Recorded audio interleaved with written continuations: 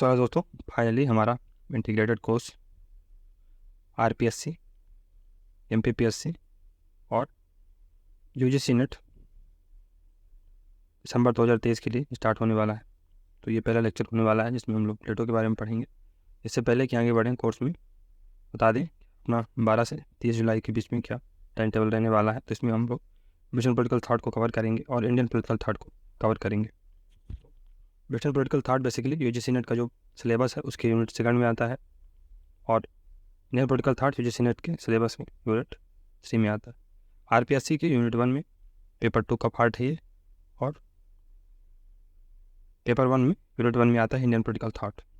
और यूनिट 1 के जो एमपीपीएससी का सिलेबस है उसके यूनिट 1 में वेस्टर्न पॉलिटिकल थॉट और इंडियन पॉलिटिकल थॉट दोनों कवर हुए हैं। इनसे रिलेटेड वीकली टेस्ट होंगे, इसमें संडे 150 क्वेश्चन आएंगे, फिर 23 तारीख को 150 क्वेश्चन और फिर से 150 क्वेश्चन। तो बहुत ही महत्वपूर्ण कोर्स रहने वाला है। इसमें रिवीजन के साथ साथ आपको टेस्ट सीरीज भी मिलेगी। तो इसका जो बहुत ही मिनिमम प्राइस रखी गई है दोस्तों 499 रुपये। ये केवल पीडीएफ के लिए है, पीडीएफ के लिए है क्योंकि चीज़ों को करेक्ट करने में थोड़ा सा मेहनत है, इसलिए थोड़ा सा इसका प्राइस रखी गई है। बाकी वीडियो आपको और टेस्ट के जो डिस्कशन होंगे फ्री ऑफ कॉस्ट यूट्यूब पर प्रोवाइड किए जाएंगे। तो जिनको नहीं ज्वाइन करना है वो ज्वाइन नहीं करेंगे, इनको करना है पीडीएफ जिनको चाहिए तो वो ज्वाइन कर सकते हैं। चलिए देर न करते हुए स्टार्ट करते हैं। तो प्लेटो के बारे में पढ़ते हैं। प्लेटो का टाइम पीरियड क्या है? 428 ईसा पूर्व से 347 ईसा पूर्व के बीच में। प्रथम राजनीतिक दार्शनिक किसे कहते हैं? प्लेटो को कहते हैं। पहला पॉलिटिकल फिलासफर है प्लेटो, पहला पॉलिटिकल फिलासफर है प्लेटो। राजनीतिक विज्ञान का जनक तो फादर ऑफ पॉलिटिकल साइंस अरस्तु है। अरस्तु को फादर ऑफ पॉलिटिकल साइंस कहा जाता है। आधुनिक राजनीतिक चिंतन का जनक तो मॉडर्न पॉलिटिकल थिंकिंग का जो फादर है वो मैकियावेली को माना जाता है। फिर वैज्ञानिक राजनीति का जनक तो जो साइंटिफिक थिंकिंग है, साइंटिफिक पॉलिटिकल थिंकिंग है, उसका जनक कौन है? हॉब्स। वैज्ञानिक व्यक्तिवाद का जनक, साइंटिफिक इंडिविजुअलिज्म का जनक हर्बर्ट स्पेंसर को माना जाता है। और वैज्ञानिक समाजवाद यानी साइंटिफिक सोशलिज्म का जनक कार्ल मार्क्स को माना जाता है। राजनीतिक सिद्धांतों के पुनरुत्थान का प्रवर्तक तथा समसामयिक कंटेम्प्रेरी राजनीतिक सिद्धांत का पिता जॉन लॉक को कहा जाता है। तो जॉन लॉक में रिवाइवल ऑफ पॉलिटिकल थ्योरी देखी जाती है, इसलिए इसे समसामयिक राजनीतिक सिद्धांत का, समसामयिक यानी कंटेम्प्रेरी पॉलिटिकल थ्योरी का जनक कहा जाता है। किसको? जॉन लॉक को। प्लेटो का असली नाम एरिस्टोक्लेस था, जिसका अर्थ है सबसे अच्छा हुआ प्रसिद्ध। प्लेटो को मानकीय यानी नॉर्मेटिव राजनीतिक सिद्धांत का जनक कहा जाता है। नॉर्मेटिज्म से रिलेटेड थे प्लेटो, मतलब राजनीतिक दर्शन का जनक इनको कहा जाता है। तो पॉलिटिकल फिलॉसफी का पितामह किसे कहा जाता है?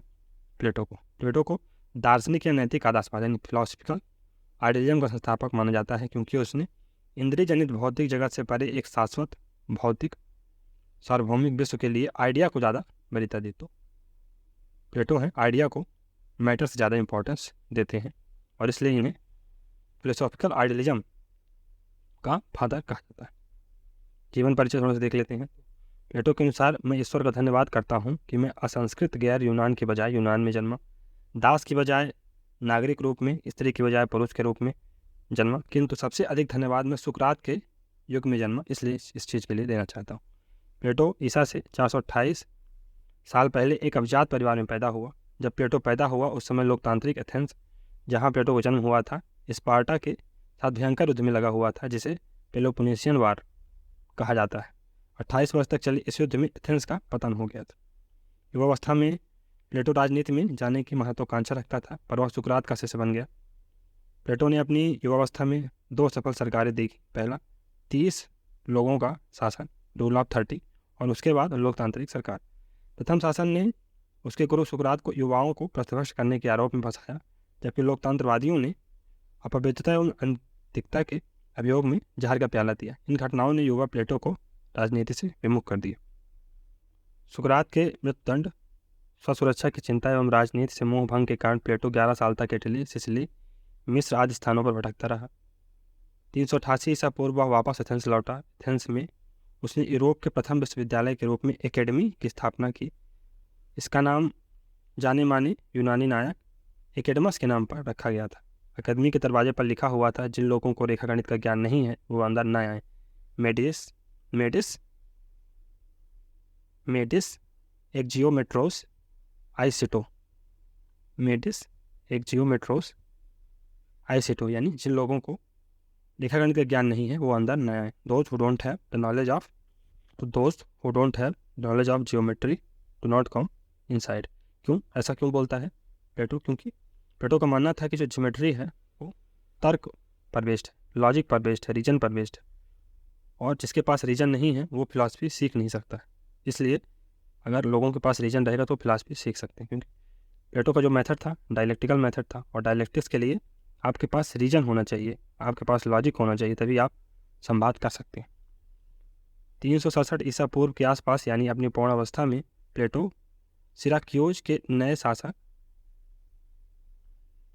डियोनाइसियस को दार्शनिक शासक की कला सिखाने के लिए सिसिली गया। वहाँ उसने 2 बार असफल प्रयास किए। 80 वर्ष की आयु में उसका देहांत हो गया। प्लेटो की मुख्य रचनाएं। प्लेटो की प्रमुख रचनाएं डायलॉग, संवादात्मक शैली में है, यानी डायलेक्टिकल मेथड में है। उनकी पुस्तकों का नायक हीरो सुकरात है। सिर्फ लॉज को छोड़कर, तो लॉज में, द लॉज जो बुक है उसमें जो हीरो है, नायक है, वो सुकरात नहीं, ये याद रखिए। बाकी सभी पुस्तकों में जो नायक है, जो हीरो है, वो कौन है? सुकरात। तीनों पुस्तकों रिपब्लिक, स्टेटमैन और लॉज में उसका पूरा राजनीतिक दर्शन समाहित है। इन तीनों के अलावा क्रीटो में भी राजनीतिक सिद्धांतों का वर्णन है। स्टेटमैन व द लॉज में सुकरात के प्रभाव से पूरी तरह मुक्त है। तो स्टेटमैन व लॉज सुकरात के प्रभाव से पूरी तरह मुक्त है। रिपब्लिक 375 BC में लिखा जाता है। तो इसमें 10 अध्याय, कितने? 10 अध्याय हैं। इसका उपशीर्षक क्या है? कंसर्निंग जस्टिस, अर्थात मुख्य प्रतिपाद्य विषय है न्याय। इसमें दार्शनिक राजा का वर्णन है। इसमें आदर्श शासक व उसके कर्तव्यों का वर्णन है। यह पुस्तक मुख्यतः नीति शास्त्र एवं राजनीति पर है, पर साथ ही इसमें दर्शन शास्त्र, अध्यात्म, मनोविज्ञान, शिक्षा शास्त्र और अर्थशास्त्र, क्योंकि इसमें परिवार एवं संपत्ति का साम्यवाद की बात की गई है, इसलिए ये अर्थशास्त्र से रिलेटेड भी पुस्तक है। तो ये इकोनॉमिक्स से भी रिलेटेड पुस्तक है। क्यों? क्योंकि इसमें communism of vibes and property की बात की गई। रिपब्लिक का यूनानी अर्थ है पोलितिया। रिपब्लिक का तात्पर्य गणतंत्र नहीं बल्कि राज व्यवस्था है। तो रिपब्लिक का अर्थ, जो वर्तमान में रिपब्लिक माना जाता है कि गणतंत्र, वो नहीं, इसका मतलब था उस समय राज व्यवस्था। इस प्रकार पोलितिया में गणतंत्र भी है तो राजतंत्र व कुलीन तंत्र भी शामिल है। अर्थात फिर इसमें आदर्श राज यानी आइडियल स्टेट की व्यवहारिक स्थापना के बारे में प्लेटो स्वयं आशंकित था, इसलिए वो रिपब्लिक में लिखता है कि ऐसे नगर का अस्तित्व विचार जगत में है। आइडियल स्टेट है वो केवल और केवल आइडियाज़ में ही एग्जिस्ट करेगा, व्यवहारिक जगत में उसका अस्तित्व नहीं हो सकता है। इसका प्रतिरूप दिव्य लोक में देखने को मिल सकता है, पर धरती पर विद्यमान नहीं। इस प्रकार आदर्श राज बादलों का नगर है, ना कि धरती का। तो आदर्श राज बादलों का नगर, सिटी ऑफ क्लाउड्स है ये, ना कि धरती। प्रोफेसर डनिंग के अनुसार रिपब्लिक इस कारण से आदर्श राज की तस्वीर नहीं देता है कि यह एक रोमांस है, बल्कि प्लेटो चाहते थे कि यह भलाई के लिए पर एक वैज्ञानिक आक्रमण की शुरुआत करे। रूसो ने इसे शिक्षा शास्त्र पर लिखी श्रेष्ठ रचना कहा है। रूसो ने इसी प्रतिक्रिया में शिक्षा पर द एमिली 1762 नामक पुस्तक लिखी। हजरत महल क्या कहती हैं कि सब पुस्तकालय जला दो क्योंकि रिपब्लिक में सबका ज्ञान आ गया। सब पुस्तकालय जला दो क्योंकि रिपब्लिक में सबका ज्ञान आ गया। भारत के पूर्व राष्ट्रपति डॉक्टर जाकिर हुसैन ने रिपब्लिक का रियासत के नाम से उर्दू अनुवाद किया। प्लेटो की कृति रिपब्लिक इतनी महान है कि थॉमस मोर की पुस्तक यूटोपिया, फ्रातो मार्सो कंपनेला की द सिटी ऑफ सन और फ्रांसिस बेकन की द न्यू एटलांटिस इसी के स्वरूप पैटर्न पर आधारित।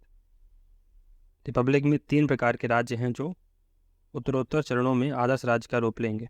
प्रथम राज्य स्वस्थ राज्य यानी हेल्दी स्टेट, इसे सूअरों की नगरी सिटी ऑफ पिग्स कहा गया है। इसमें उत्पादक वर्ग महत्वपूर्ण होता है जो धन की भूख और भौतिक आवश्यकताओं की पूर्ति हेतु श्रम विभाजन एवं विशेषज्ञता को अपनाता है।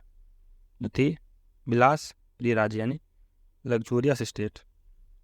इसमें सैन्य वर्ग महत्वपूर्ण होता है।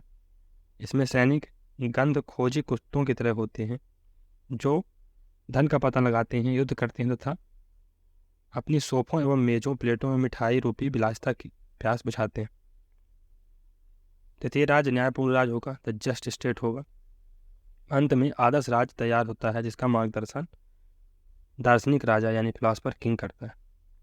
राज मर्मज्ञ स्टेटमेंट्स, ये पुस्तक 360 BC में प्लेटो ने लिखी है। तो यह रिपब्लिक के बाद लिखी गई है। इसमें राज्यों का वर्गीकरण है जो अरस्तु ने भी स्वीकार किया। द लॉज ये 347 BC में लिखी जाती है। यह सबसे अंत में लिखी गई है। इसमें राजनीतिक एवं सामाजिक विषयों का व्यवहारिक विश्लेषण है।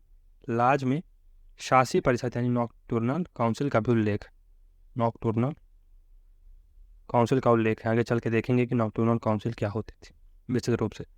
तीनों पुस्तकों की तुलना।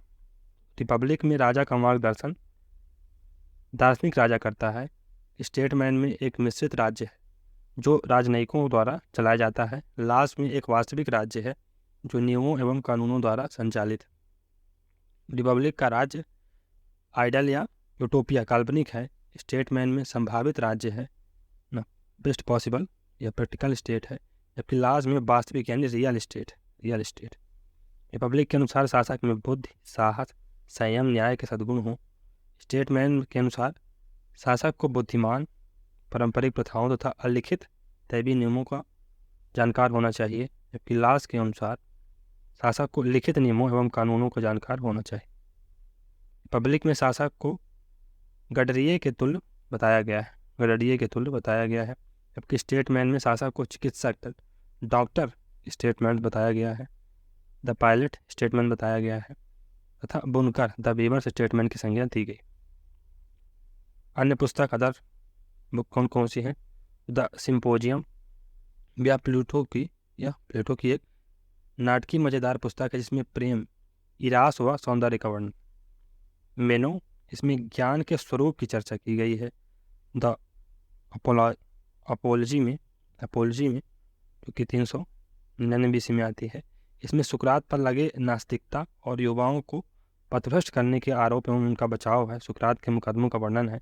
गांधी जी द्वारा सत्यवान नाम से इसका गुजराती में अनुवाद किया गया था। सत्यवान पुस्तक गांधी जी द्वारा लिखा गया था गुजराती में, और ये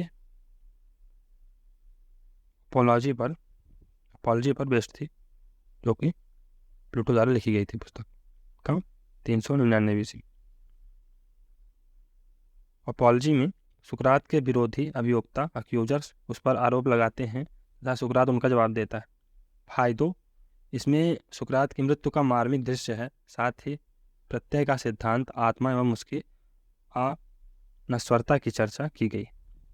चारमाइडिस, इसमें आत्मज्ञान का विचार पेश किया गया है, अर्थात सुकरात के कथन अपने आप को जानो, नो योर सेल्फ पर विचार किया गया है।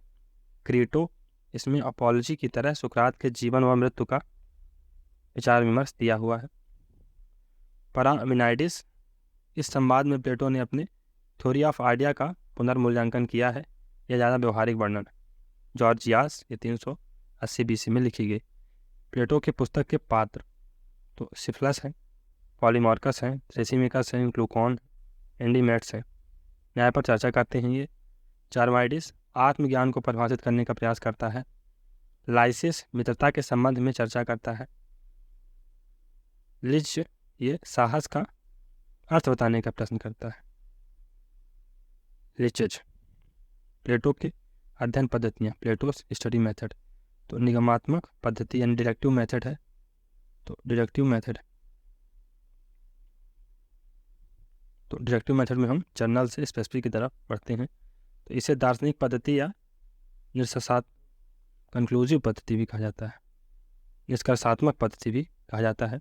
यह पद्धति सामान्य से विशिष्ट की ओर जाती है, जर्नल से स्पेसिफिक की ओर जाती है, अर्थात निष्कर्ष पहले निकाल लिए जाते हैं फिर विशिष्ट तथ्यों से जोड़ा जाता है। यह मान परकवादी या नॉर्मेटिव वो दार्शनिक पद्धति है। रिपब्लिक में यही पद्धति है। तो अरस्तु की पद्धति इसके विपरीत आगमनात्मक यानी इंडक्टिव है, जो विशिष्ट से समान की ओर ले जाती है। तो नेक्स्ट मेथड है उद्देश्यपरक यानी थियोलॉजिकल अप्रोच। प्लेटो एवं अरस्तु दोनों इस पद्धति का प्रयोग करते हैं। उनके अनुसार प्रत्येक कार्य, प्रत्येक वस्तु का एक लक्ष्य या उद्देश्य होता है। प्लेटो का थ्योरी ऑफ आइडियाज या थ्योरी ऑफ फॉर्म्स, आकारों, विचारों या प्रत्ययों का सिद्धांत सो उद्देश्यपरक पद्धति पर आधारित है, यानी ये थियोलॉजिकल मेथड पर आधारित है। इसे कार्यकरण पद्धति भी कहते हैं। साम्यानुमान अनुरूपता पद्धति यानी एनोलॉजी की पद्धति। एनोलॉजी की पद्धति क्या है? तो एक चीज को दूसरी चीज से जोड़ना या उसमें समानता के आधार पर तर्क करना। जैसे रखवाली के घर में कुत्ता कुत्ती में भेद नहीं होता, तो शासन कार्य या सैन्य कार्यों में स्त्री पुरुष में भेद क्यों? उदाहरण स्वरूप रिपब्लिक में वर्णित आदर्श राज्य में जो 3 वर्ग हैं उनमें कुछ अनुरूपताओं का वर्णन है। उत्पादक वर्ग मानव पशु होता है जो कॉपर की तरह होता है। तो जो उत्पादक प्रोड्यूसर क्लास के व्यक्ति होते हैं उनकी तुलना प्लेटो कॉपर से करता है, कॉपर से करता है और वो मेन ऑफ एपेटाइट होते हैं। पशु व तांबे से साम्यता उत्पादक वर्ग की है। तो ये एंड ऑफ एनोलॉजी है जो कि एनिमल और कॉपर से की जा रही है। सैन्य वर्ग या सहायक वर्ग, तो हित प्रहरी वॉच डॉग्स, सैन्य वर्ग या सोल्जर क्लास को हित प्रहरी या वॉच डॉग से तुलना की जाती है और इसको मैन ऑफ सिल्वर कहा जाता है। मैन ऑफ सिल्वर जिनमें करेज डोमिनेट करती। राजा दार्शनिक राजा शासक वर्ग की गडरिया चरवाहा सेपर्ड या गोल्ड से तुलना की जाती है। तो फिलासफर किंग होगा वो मैन ऑफ गोल्ड होगा और इनमें रीजन डोमिनेट करता है। तो इस प्रकार फिलासफर किंग की जो तुलना है वो गोल्ड से की जाती है।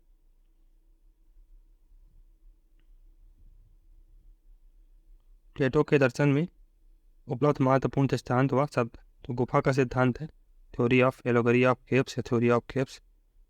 फिर परछाइयाँ हैं, मोची व डॉक्टर, भीतरी आँखें, उदात्त झूठ, यथार्थ, तथ्यों की प्रतिच्छाया है। ऐतिहासिक पद्धति हिस्टोरिकल अप्रोच भी अपनाया जाता है प्लेटो द्वारा। जहाँ रिपब्लिक में निगमनात्मक पद्धति व साम्यानुमान पद्धति का प्रयोग ज़्यादा हुआ है, वहीं स्टेटमैन और लॉज में ऐतिहासिक पद्धति का उपयोग हुआ है। इसमें प्लेटो ने राज्य के उदय, विकास व पतन को इतिहास के आधार पर ढूंढा है। द्वंद्वात्मक पद्धति डायलेक्टिकल मेथड आपसी तर्क, द्वंद्व व संवाद के माध्यम से किसी निष्कर्ष पर पहुंचना। विरोधी विचारों की टकराहट से उनके असत्य अंश नष्ट हो जाते हैं, युक्त संगत सत्य शेष रहता है। इसी द्वंद्वात्मक डायलेक्टिकल पद्धति का आगे चलकर जर्मन दार्शनिक हेगल द्वारा उपयोग किया जाता है। हेगल के बाद कार्ल मार्क्स ने भी इसी पद्धति का उपयोग किया है। तो हेगल डायलेक्टिकल आइडियलिज्म का कॉन्सेप्ट देता है और मार्क्स डायलेक्टिकल मटेरियलिज्म का कॉन्सेप्ट देते हैं। Dialectical materialism. गुफा का दृष्टांत क्या है? एलोगरी ऑफ केव क्या है? गुफा के इस दृष्टांत के माध्यम से हम निम्नलिखित शब्दावली को समझेंगे। पहला, प्रत्यय का सिद्धांत इन थ्योरी ऑफ आइडिया या आकार का सिद्धांत, थ्योरी ऑफ या डॉक्ट्रिन ऑफ फॉर्म्स। आत्मा का परिवर्तन, चेंजेस ऑफ सोल। विभाजन रेखा, डिवाइडेड लाइन का उदाहरण। भीतरी आंखें, इनवर्ड आइज या अंदरूनी आंखें। ज्ञान ही सद्गुण है, नॉलेज इज वर्चू एंड प्रतिच्छाया यानी शैडो। इसके बारे में समझेंगे। प्लेटो की पुस्तक रिपब्लिक में वर्णित है गुफा की सीख से संबंधित यह रूपक कथा है। इस रूपक कथा में सुकरात प्लेटो के भाई लोकान को आत्मज्ञान। चलिए रूपक कथा के बारे में पढ़ते हैं। सुकरात कहता है कि एक ऐसी गुफा की कल्पना करो जो भूमि के अंदर बनी हो, जिसका मुख ऊपर प्रकाश की ओर खुला हो। बचपन से ही इसमें कुछ ऐसे मनुष्य रह रहे हैं जिनकी गर्दन व टांगें बेड़ियों से जकड़ी, वे ना हिल डुल सकते हैं न सिर घुमा सकते हैं, वे ऊपर प्रकाश की ओर नहीं देख सकते हैं, वो सिर्फ सामने की दीवार ही देख सकते हैं। उन मनुष्यों की पीठ की तरफ गुफा के दरवाजे पर एक रास्ता है जिस पर से विभिन्न व्यक्ति पशु आदि गुजरते हैं। जैसे ही रास्ते से कोई गुजरता है, बाहर की रोशनी की वजह से उसकी परछाई दीवार पर बनती है, जैसे कि कठपुतली के खेल में होता है। क्योंकि उन मनुष्यों ने आज तक सिर्फ परछाइयाँ ही देखी हैं, अतः वो इन परछाइयों को ही सत्य मान लेते हैं। अगर इनमें से किसी मनुष्य को मुक्त कर बाहर प्रकाश मिलाया जाए तो उसकी आंखें चौंधिया जाएंगी। अब वह परछाइयों को नहीं, वास्तविक वस्तुओं को देख रहा होगा, उसे वास्तविक सत्य का ज्ञान होगा, अर्थात उसकी भीतरी आंखें, इनवर्ड आइज, खुल जाएंगी। उस मुक्त मानव की आत्मा में परिवर्तन होगा, चेंज ऑफ सोल होगा। अब उसकी आत्मा प्रकाशवान हो जाएगी, इनलाइटन हो जाएगी। हम सब बंदी ग्रह के मनुष्य हैं जो नाशवान भौतिक जगत यानी मकान, संपत्ति, शरीर आदि को सत्य मान बैठे हैं, इंद्रिय सुखों को सर्वोत्तम मान बैठे हैं, जबकि ये सब तो प्रतिछाया है, शैडो है रियल वर्ड की। रियल वर्ड कौन सा है? Word of idea, word of idea, word of God, वो रियल वर्ड। जो वर्ड ऑफ मैटर है, वर्ड ऑफ मैटर है, ये मेयर रिफ्लेक्शन है काहे की? वर्ड ऑफ आइडिया की, वर्ड ऑफ गॉड की, जो कि परफेक्ट है, जो कि परफेक्ट है। जैसे जगत वर्ड ऑफ बीइंग अनित्य जगत है, तात्विक जगत यानी वर्ड ऑफ बिकमिंग या प्रत्यय जगत वर्ड ऑफ आइडियाज नित्य है, शाश्वत है, वह पूर्ण सत्य है। तो जो वर्ड ऑफ बीइंग है यानी मटेरियल वर्ड है, मटेरियल वर्ड है, वो नॉन इटर्नल है, चेंजिंग है। जबकि जो वर्ड ऑफ आइडिया है, वर्ड ऑफ बिकमिंग है, वो इटर्नल है, कंप्लीट ट्रूथ। विभाजन रेखा, डिवाइडेड लाइन, तात्पर्य भौतिक जगत व तात्विक जगत को अलग अलग पहचानना है, जैसे बुद्ध, महावीर, स्वामी मोहम्मद साहब, ईसा मसीह व गुरु नानक ने पहचाना था।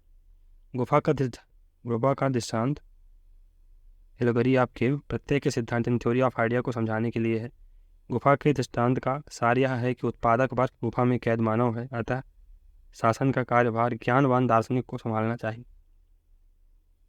ज्ञानी व्यक्ति जिस प्रकार परछाइयों की पहचान के लिए आपस में प्रतियोगिता करते हैं, लड़ते झगड़ते हैं, इसी प्रकार अगर अज्ञानी और असद्गुणी मनुष्यों को सत्ता सौंप दी जाए तो वो सत्ता संघर्ष में पागल हो जाएंगे।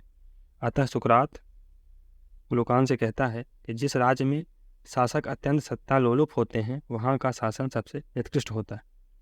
जिस राज्य में शासक अत्यंत सत्ता लोलुप होते हैं वहाँ का शासक सबसे उत्कृष्ट होता है, वहाँ का शासन सबसे उत्कृष्ट होता है।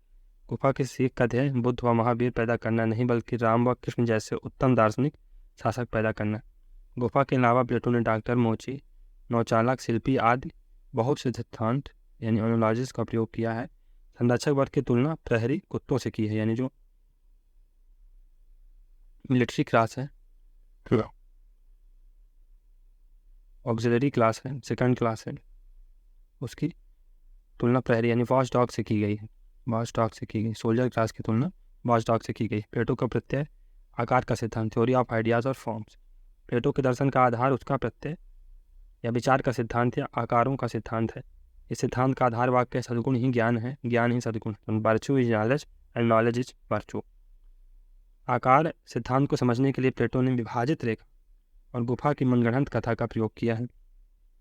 यथार्थ वास्तविक प्रत्ययों आइडियाज के प्रति छाया, तो reality is shadow of idea, shadow of idea.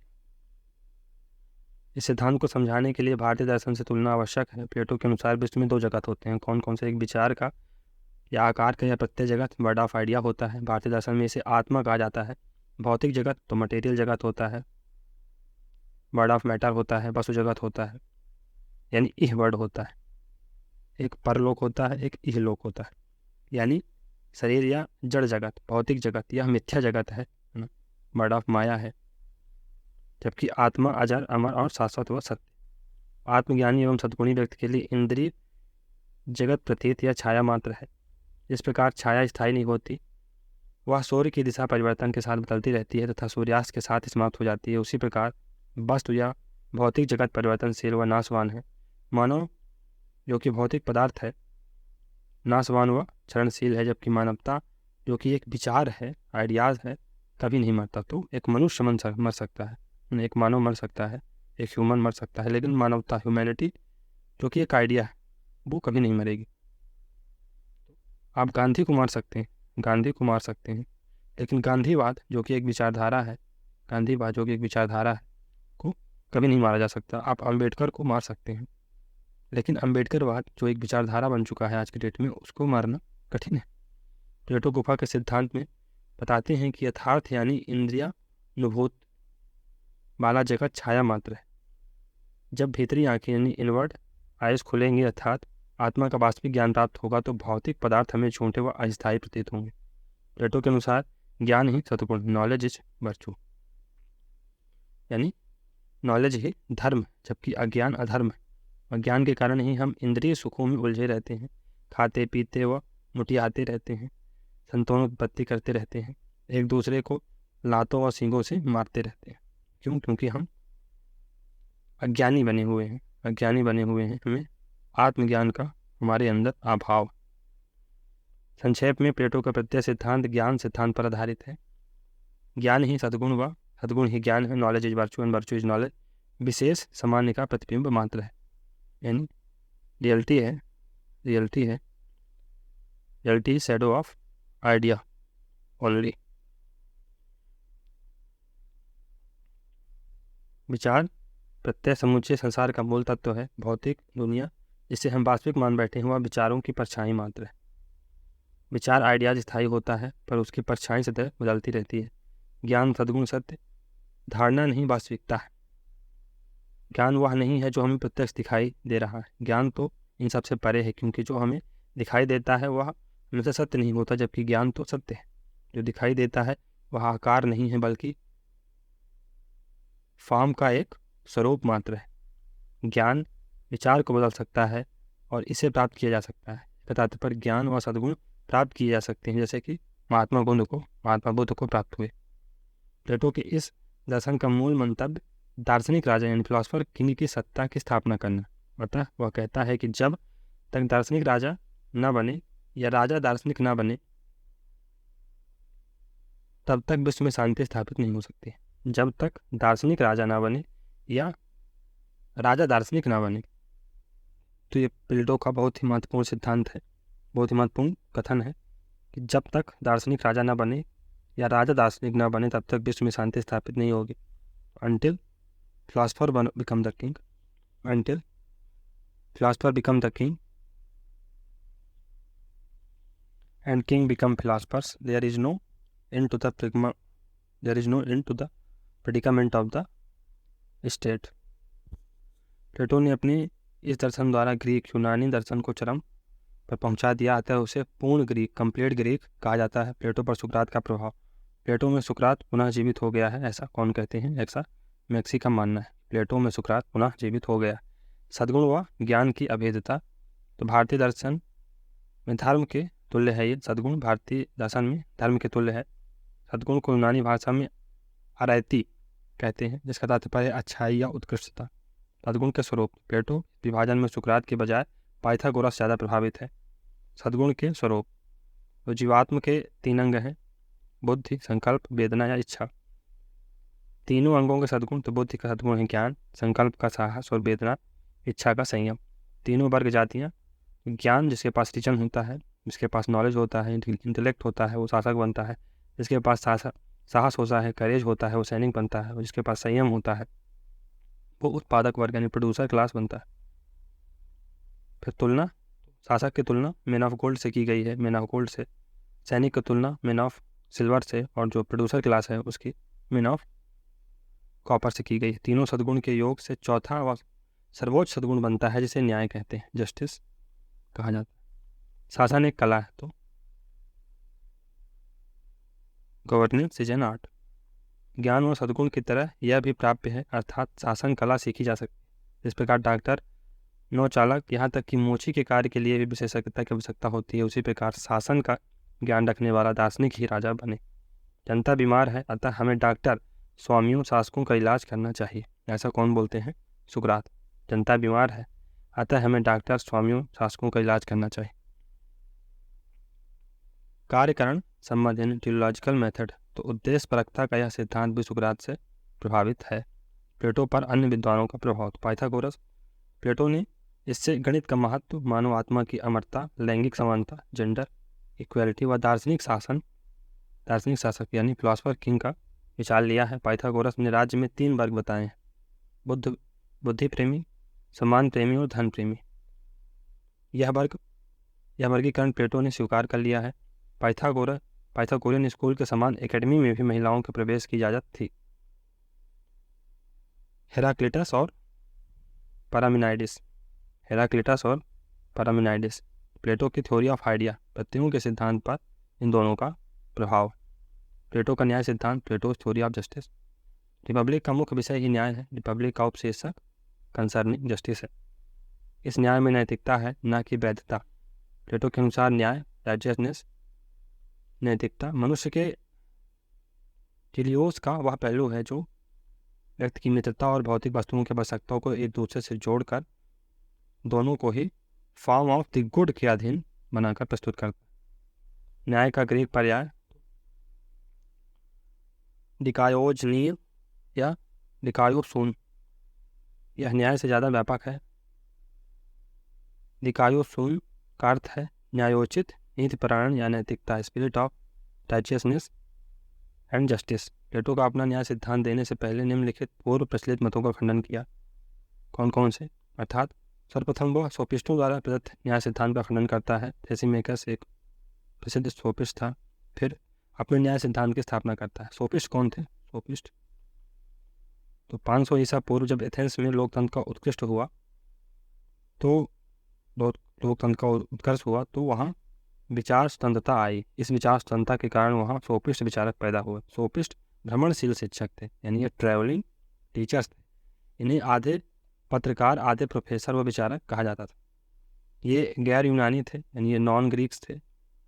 अतः इन्हें मेटिक्स कहा जाता है। यूनानी स्वयं को हेलेनिक कहते थे। ये प्रोफेसर धन के बदले एथेंस के युवाओं को वाक पटुता एवं तर्क विद्या सिखाते थे। प्रोटागोरस, जॉर्जियास, थ्रेसिमेकस आदि प्रसिद्ध सोफिस्ट हुए हैं। ये मानवतावादी थे, ह्यूमनिस्ट थे। मानवतावादी ये मानते हैं कि मनुष्य के अध्ययन के लिए सर्वोत्तम विषय स्वयं मनुष्य ही है। महान सोफिस्ट प्रोटागोरस का कथन है कि मनुष्य ही सभी वस्तुओं का मापदंड है। तो human is measure of all. Human और man is measure of all things, ऐसा किसने कहा है? प्रोटागोरस ने। सोफिस्टों का दूसरा प्रमुख सिद्धांत है सत्य की सापेक्षता, यानी रिलेटिविटी ऑफ ट्रूथ, जो सत्य के प्रति संशयवादी दृष्टिकोण रखते हैं, यानी स्केप्टिकल एटीट्यूड रखते हैं सत्य के प्रति। कौन? सोफिस्ट। पर आधारित है, जिसका तात्पर्य है निरपेक्ष या परम सत्य, यानी एब्सोल्यूट ट्रूथ जैसी कोई चीज़ नहीं होती।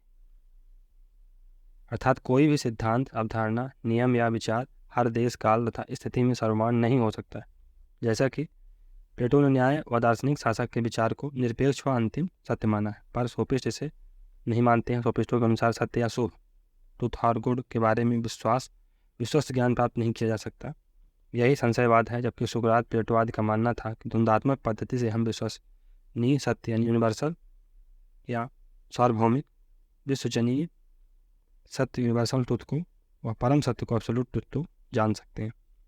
ये प्लेटो व अरस्तु की तरह सत्य को प्राकृतिक व स्वाभाविक संस्था नहीं बल्कि कृत्रिम संस्था मानते थे, जिसका निर्माण मनुष्यों ने अपनी स्वार्थ पूर्ति के लिए किया। राज सामाजिक समझौते, सोशल कॉन्ट्रैक्ट की देन है। कानून व न्याय प्राकृतिक नहीं बल्कि राजसत्ता की देन है। शक्ति ही सत्य है, जैसा कि थ्रेसिमेकस ने कहा, न्याय शक्तिशाली का पिछलग्गु है। Justice is the interest of strong, जिसकी लाठी उसकी भैंस, ऐसा इनका मानना था। यानी राजा करे सो न्याय, पासा पड़े तो दाव। प्लेटो ने अपने संवादों पुस्तकों में अधिकांशतः इन सोफिस्टों के मतों का खंडन किया है। प्लेटो के अपने 2 संवाद प्रोटागोरस तथा जॉर्जियास विख्यात सोफिस्ट आचार्यों के नाम पर ही लिखे हैं। न्याय के निम्नलिखित सिद्धांत सोफिस्ट विचारकों की देन है। सोफिस्ट व्यक्तिवादी, भौतिकवादी, अनिश्वरवादी, मानवतावादी व सापेक्षवादी थे। सोफिस्ट व्यक्तिवादी थे, यानी इंडिविजुअलिस्ट थे। भौतिकवादी यानी मटेरियलिस्ट थे। ये एथीस्ट थे, मनेश्वरवादी थे, मानवतावादी थे यानी ह्यूमनिस्ट थे, और रिलेटिविस्ट थे। उनका मानना था कि there is no universal truth जैसी कोई चीज़ नहीं है, हर चीज़ रिलेटिव। न्याय का परंपरागत सिद्धांत, तो ट्रेडिशनल डॉक्ट्रिन क्या है न्याय का? प्रवर्तक कौन है? सिफिलस और उनका पुत्र पॉलीमार्कस। सिफिलस क्या कहता है कि न्याय सत्य बोलना व अपना कर चुकाना है। पॉलीमार्कस, न्याय प्रत्येक मनुष्य को वह देने में है जो उसके लिए उचित है। इसका अर्थ क्या है कि मित्रों की भलाई करना और शत्रुओं की बुराई करना। Doing good to your friends and evil to your enemy. Plato न्याय सबके लिए समान है, इसमें मित्र और शत्रु का भेद नहीं होता। तो सिफिलस क्या कहता है कि न्याय सत्य बोलना और अपना कर्ज चुकाना है। लेकिन प्लेटो क्या कहता है? प्लेटो एक प्रश्न उठाता है कि अगर फॉर एग्जाम्पल कोई व्यक्ति है जो किसी व्यक्ति की किसी दूसरे व्यक्ति की हत्या करना चाहता है और वो आके आपके घर में छुप गया, तो आपके अनुसार न्याय क्या है? सत्य बोलना और अपना कर्ज चुकाना। तो आप सत्य क्या बोल पाएंगे कि आप कह देंगे कि हाँ ये व्यक्ति छुपा हुआ है और दूसरा व्यक्ति आके उसकी हत्या कर देगा? तो सिफिलस चुप हो जाता है। पॉलीमार्कस इसका जवाब देता है कि न्याय प्रत्येक मनुष्य को वह देने में है जो उसके लिए उचित है। इसका क्या मतलब है कि मित्रों की भलाई करना और शत्रुओं की बुराई करना ही न्याय है। तो फिर से प्लेटो प्रश्न करता है कि क्या हम अपने शत्रु और मित्र को पहचान सकते हैं? क्या पता जो हमारा मित्र है वो शत्रु निकले और जो शत्रु है वो अल्टीमेटली मित्र निकले। तो ये गलती तो हो सकती है। इसलिए प्लेटो क्या कहते हैं कि न्याय सबके लिए समान है, इसमें मित्र और शत्रु का भेद नहीं होता। न्याय का उग्रवादी या अमूल परिवर्तनवादी सिद्धांत, रेडिकल थ्योरी ऑफ जस्टिस, ये थ्रेसिमिकस देते हैं। थ्रेसिमिकस क्या कहते हैं?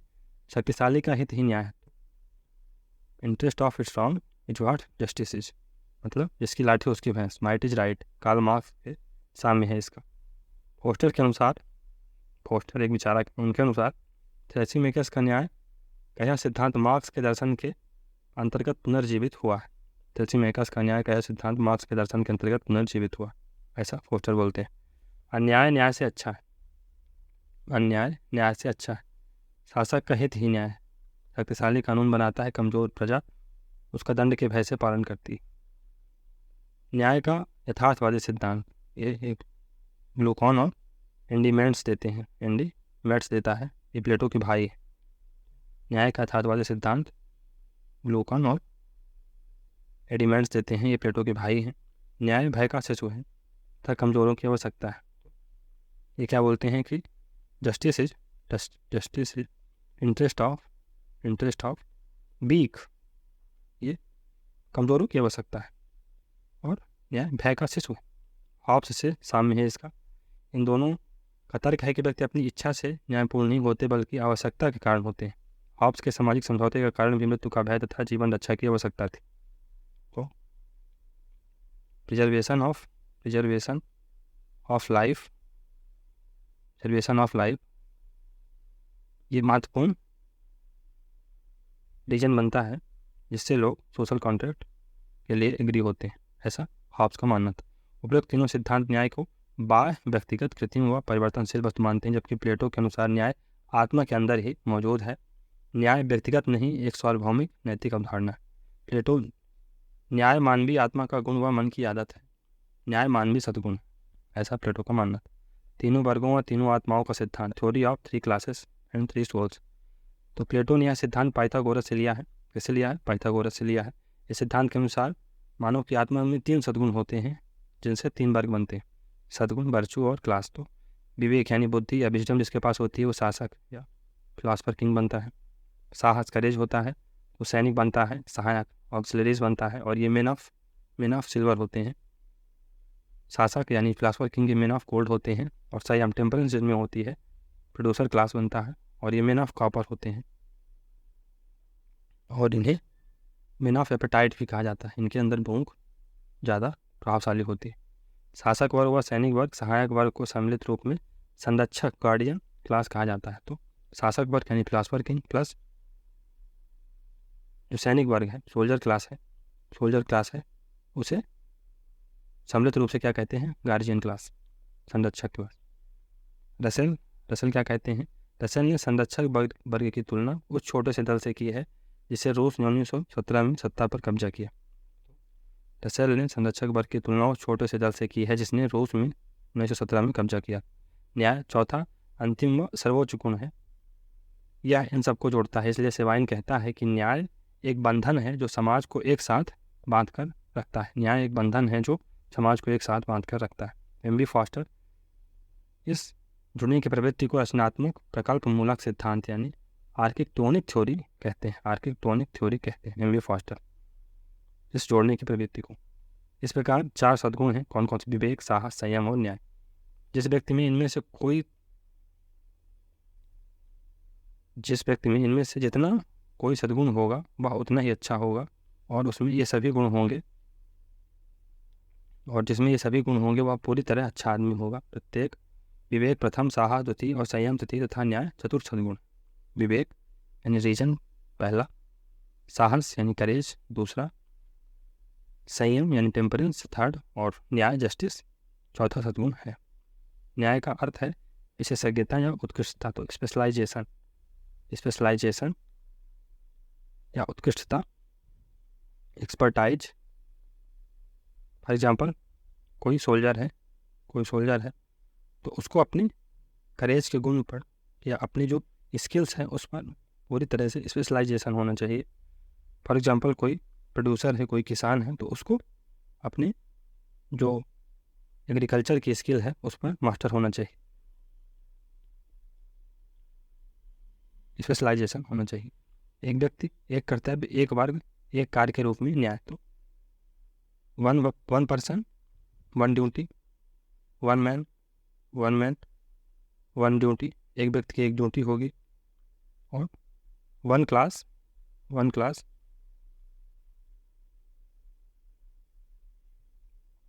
ड्यूटी, एक मैन की एक ड्यूटी होगी। फॉर एग्जांपल कोई प्रोड्यूसर है, कोई किसान है, तो उसकी ड्यूटी होगी किस कार्य करना।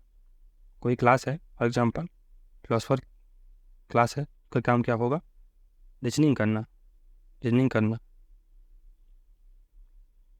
अर्थात प्रत्येक व्यक्ति द्वारा अपनी आत्म प्रवृत्ति एवं सद्गुणों के अनुसार कार्य करना, प्रत्येक वर्ग द्वारा अपने निर्धारित कार्य में विशेषज्ञता हासिल करना तथा दूसरों के कार्यों में हस्तक्षेप न करना न्याय है। तो इंटरफेरेंस न करना दूसरों के वर्क में। फॉर एग्जांपल कोई फिलोसफर क्लास है तो वो ना तो सोल्जर क्लास के कामों में इंटरफेयर करेगी, ना ही दूसर क्लास के, और ऐसा सभी क्लास करेंगे, इंटरफेयर नहीं करेंगे कोई एक दूसरे के काम में। अन्याय का अर्थ है दूसरों के कार्यों में अनुचित हस्तक्षेप, और अगर आप दूसरे को काम में अनुचित रूप से हस्तक्षेप करते हैं तो ये अन्याय होगा। इस प्रकार प्लेटो का न्याय सिद्धांत समाज में कार्य विभाजन व कार्य विशेषीकरण पर बल देता है। अतः प्लेटो के न्याय सिद्धांत को कार्य विशेषीकरण का सिद्धांत, हस्तक्षेप का सिद्धांत या न्याय का उचित केंद्र का सिद्धांत भी कहते हैं। इसका तात्पर्य है कि प्रत्येक वर्ग द्वारा अपने गुणों के अनुसार व योग्यता अनुसार कार्य करना तथा दूसरों के कार्यों में हस्तक्षेप न करना। C.L. वेपर ने इसे उपयुक्त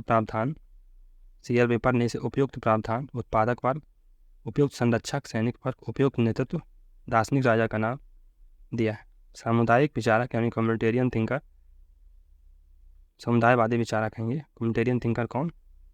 एलिस्टायर मैकेंटायर का विचार है कि न्यायपूर्ण व्यक्ति व न्यायपूर्ण राज्य खुशहाल हो। इस संदर्भ में प्लेटो ने 3 तर्क दिए हैं। पहला, न्यायपूर्ण व्यक्ति अपनी इच्छाएं सीमित रखता है क्योंकि उसकी पूर्ति न होने पर दुख पैदा होता है। सिर्फ दार्शनिक ही तर्क व इच्छा से जनित सुखों में अंतर कर सकता है। बुद्धि से जनित खुशियां ही सच्ची होती हैं। विवेक का सद्गुण एक वर्ग दार्शनिक शासक में पाया जाता है। विवेक का सद्गुण एक वर्ग दार्शनिक शासक में पाया जाता है। साहस सैन्य वर्ग में, वहीं संयम एक ऐसा सद्गुण है जो शासक व शासित दोनों में पाया जाता है। प्लेटो के अनुसार संयम संपूर्ण राज्य में पाया जाता है और उसके कण कण में वास होता है। प्लेटो का मानना है कि न्याय 2 प्रकार के होते हैं, व्यक्तिगत न्याय यानी इंडिविजुअल जस्टिस, प्रत्येक व्यक्ति द्वारा अपनी आत्मा के प्रधान तत्व व सद्गुण के अनुरूप कार्य करना, doing your duty as per your nature. तो आप अगर दूसर क्लास में हैं तो आप एग्रीकल्चर का काम करिए, ये व्यक्तिगत न्याय है। सामाजिक न्याय, सोशल गुड क्या है, सोशल जस्टिस क्या है? तीनों वर्ग द्वारा अपने अपने विशिष्ट कार्यों का ईमानदारी से संपादन करना, तो तीनों वर्ग फिलोसफर क्लास, सोल्जर क्लास और प्रोड्यूसर क्लास अपने अपने काम का ईमानदारी से संपादन करें। इसे हम कार्य का विशिष्टीकरण का सिद्धांत कहते हैं। प्लेटो की दृष्टि में न्याय दो कार्य करता है। पहला एक सदाचारिता का, दूसरा सामाजिक व आर्थिक कार्य। चूंकि न्याय एक मानवीय सद्गुण है, अतः यह सदाचारिता व नैतिकता लाता है। साथ ही न्याय वह बंधन है जो मनुष्य को राज्य के रूप में एकान्वित व समन्वित करता है। इस प्रकार न्याय मनुष्य को सदाचारी भी बनाता है, वह सामाजिक भी है। इन दोनों में कोई अंतर नहीं। प्लेटो राज व व्यक्ति दोनों के बीच समर्पित था। उसका आदर्श राज व्यवस्था, लॉ एंड ऑर्डर व आज़ादी दोनों के लिए आवश्यक था। इसलिए निस्बेट ने लिखा है कि प्लेटो के लिए समस्या, जैसा कि 2000 साल बाद रूसो के लिए भी थी, यह थी कि व्यक्ति की निरपेक्ष आज़ादी, एब्सोल्यूट फ्रीडम के साथ राज्य की निरपेक्ष न्याय, एब्सोल्यूट जस्टिस का समन्वय कैसे किया। तो नेक्स्ट है न्याय आंगिक व रचना प्रकल्प मूलक, जस्टिस ऑर्गेनिक एंड आर्किटेक्टोनिक। तो एम बी फॉस्टर ने अपनी पुस्तक masters of political thought, Plato to Machiavelli, राजनीतिक चिंतन के आचार्य प्लेटो से मैकियावेली तक में प्लेटो के न्याय सिद्धांत को आंगिक व रचना प्रकल्प मूलक वास्तुकारिता बताया है। जिस प्रकार शरीर के सभी अंग ऑर्गन्स आपस में जुड़े रहते हैं, ठीक उसी प्रकार सभी सद्गुण आपस में जुड़े रहते हैं और इन्हें जोड़ने का कार्य न्याय करता है। न्याय की आर्किटेक्टियन थ्योरी का तात्पर्य न्याय एक वास्तुकार, आर्किटेक्ट की तरह होता है। जिस प्रकार वास्तुकार राजमिस्त्री, काष्ठ शिल्पियों, मूर्तिकारों, प्लम्बर आदि के कार्यों में समन्वय स्थापित कर भवन निर्माण करता है, ठीक उसी प्रकार न्याय विवेक, साहस, संयम के मध्य उचित सामंजस्य बनाए रखता है। दार्शनिक शासक भी अपने राज्य में तीनों वर्गों के मध्य सामंजस्य एवं संतुलन बनाए रखता है। न्याय का वास्तुकारी स्वरूप या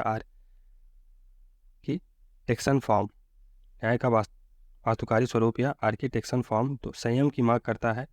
जैसे वास्तुकार की सत्ता अपने अधीनस्थ शिल्पियों के कार्यों को संयम में बांधती है, उसके कृतित्व के आकार व कार्य के क्षेत्र में निर्धारित कर देती है। अगर काष्ठ शिल्पी ने गेट तो बहुत सुंदर बनाया पर बहुत बड़ा बना दिया तो वो निरर्थक हो जाएगा। ठीक इसी प्रकार न्याय सभी गुणों पर नियंत्रण रखता है, अर्थात न्याय नियामक है। Justice is like a regulator. इस प्रकार न्याय समन्वयकारी एवं नियंत्रणकारी है। न्याय नियंत्रक है यानी कंट्रोलर है और कोऑर्डिनेटर और कंट्रोलर है, जो सभी सद्गुणों को रीजन जो कि फिलोसफर किंग के पास होता है, करेज जो कि सोल्जर्स क्लास के पास होती है और एपेटाइट जो कि दूसरा क्लास के पास होती है, तीनों को समन्वित करता है, कंट्रोल करता है, कोऑर्डिनेट करता है। तीनों वर्गों और तीनों आत्माओं के सिद्धांत की आलोचना, criticism of 3 classes and 3 souls theory.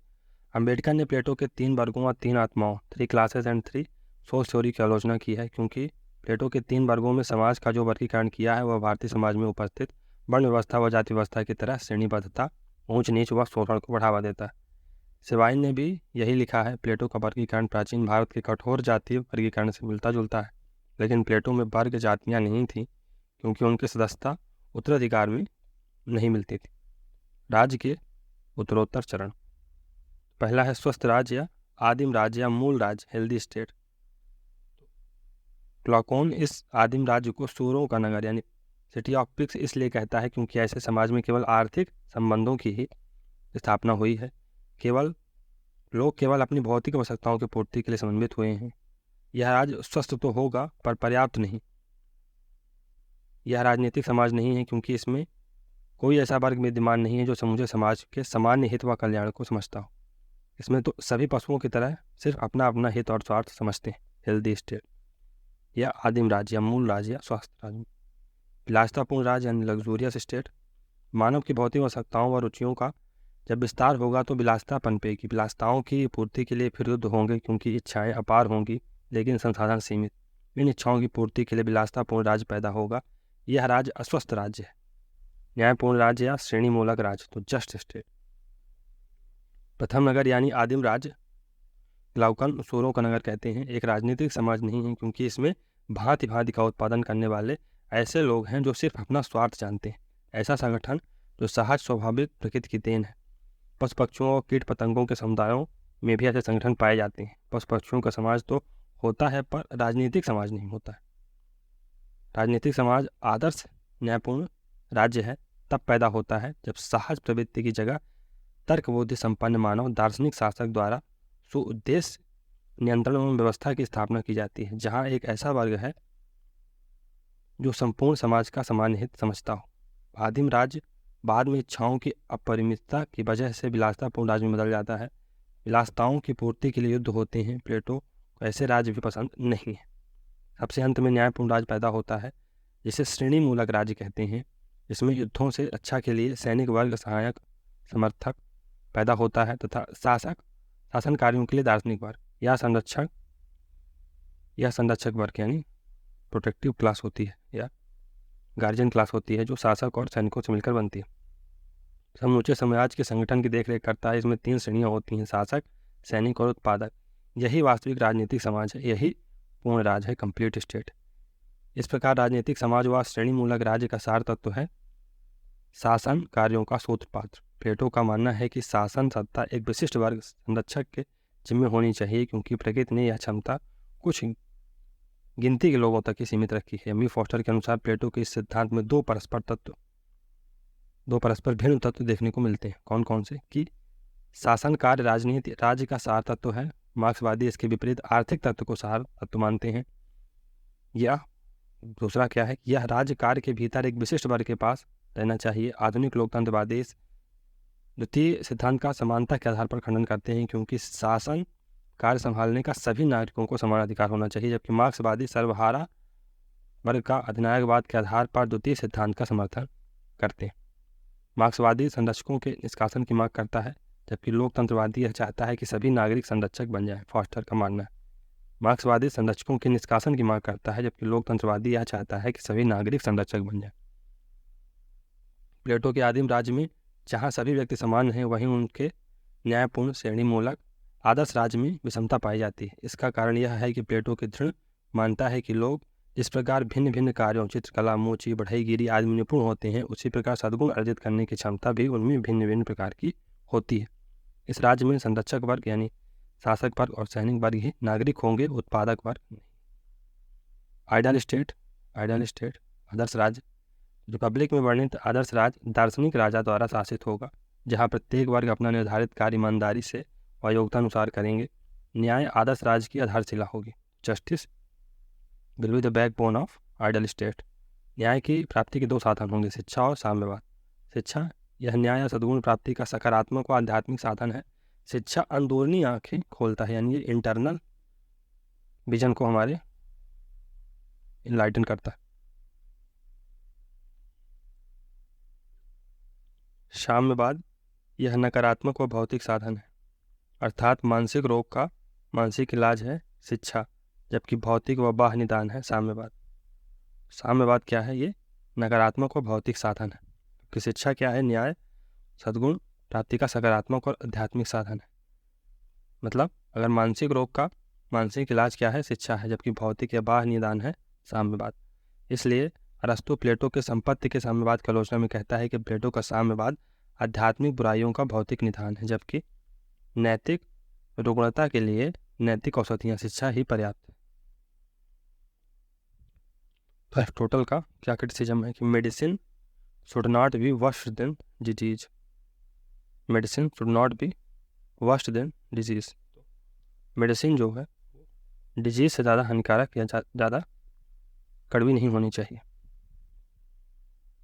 बुराइयाँ प्लेटो स्वयं लिखते हैं कि शिक्षा पत्नियों और संपत्ति के साम्यवाद से अधिक महत्वपूर्ण है, क्योंकि यह बीमारी को जड़ से नष्ट करती है, जबकि साम्यवाद आत्मा को भ्रष्ट करने वाली चीज़ों को रोकने की कोशिश करता है। प्लेटो ने परिवार और संपत्ति का साम्यवाद स्पार्टा नगर राज्य से लिया। महत्वपूर्ण तथ्य, प्लेटो का राज्य सावयवी राज्य यानी ऑर्गेनिक स्टेट है। मतलब अर्थात राज्य एक प्राकृतिक, स्वाभाविक व नैतिक संस्था है, यानी स्टेट एक नेचुरल इंस्टीट्यूशन। यांत्रिक राज्य के विपरीत इसका निर्माण नहीं बल्कि विकास हुआ है। ऑर्गेनिक स्टेट है तो ऑर्गन्स की तरह इसका विकास हुआ over a period of time. या ऑर्गेनिक सावयवी को आंगिक या जैविक भी कहा जाता है, तो इसे ऑर्गेनिक भी कहा जाता है। तो दार्शनिक आदर्श राज्य में दार्शनिक राजा का विरोध नहीं हो सकता है, अतः बारकर ने इसे प्रबुद्ध निरंकुशवाद यानी बेनेवोलेंट डिस्पोटिज्म कहा है, या विवेकशील अधिनायकवाद यानी इनलाइटेंड टायरनी कहता है।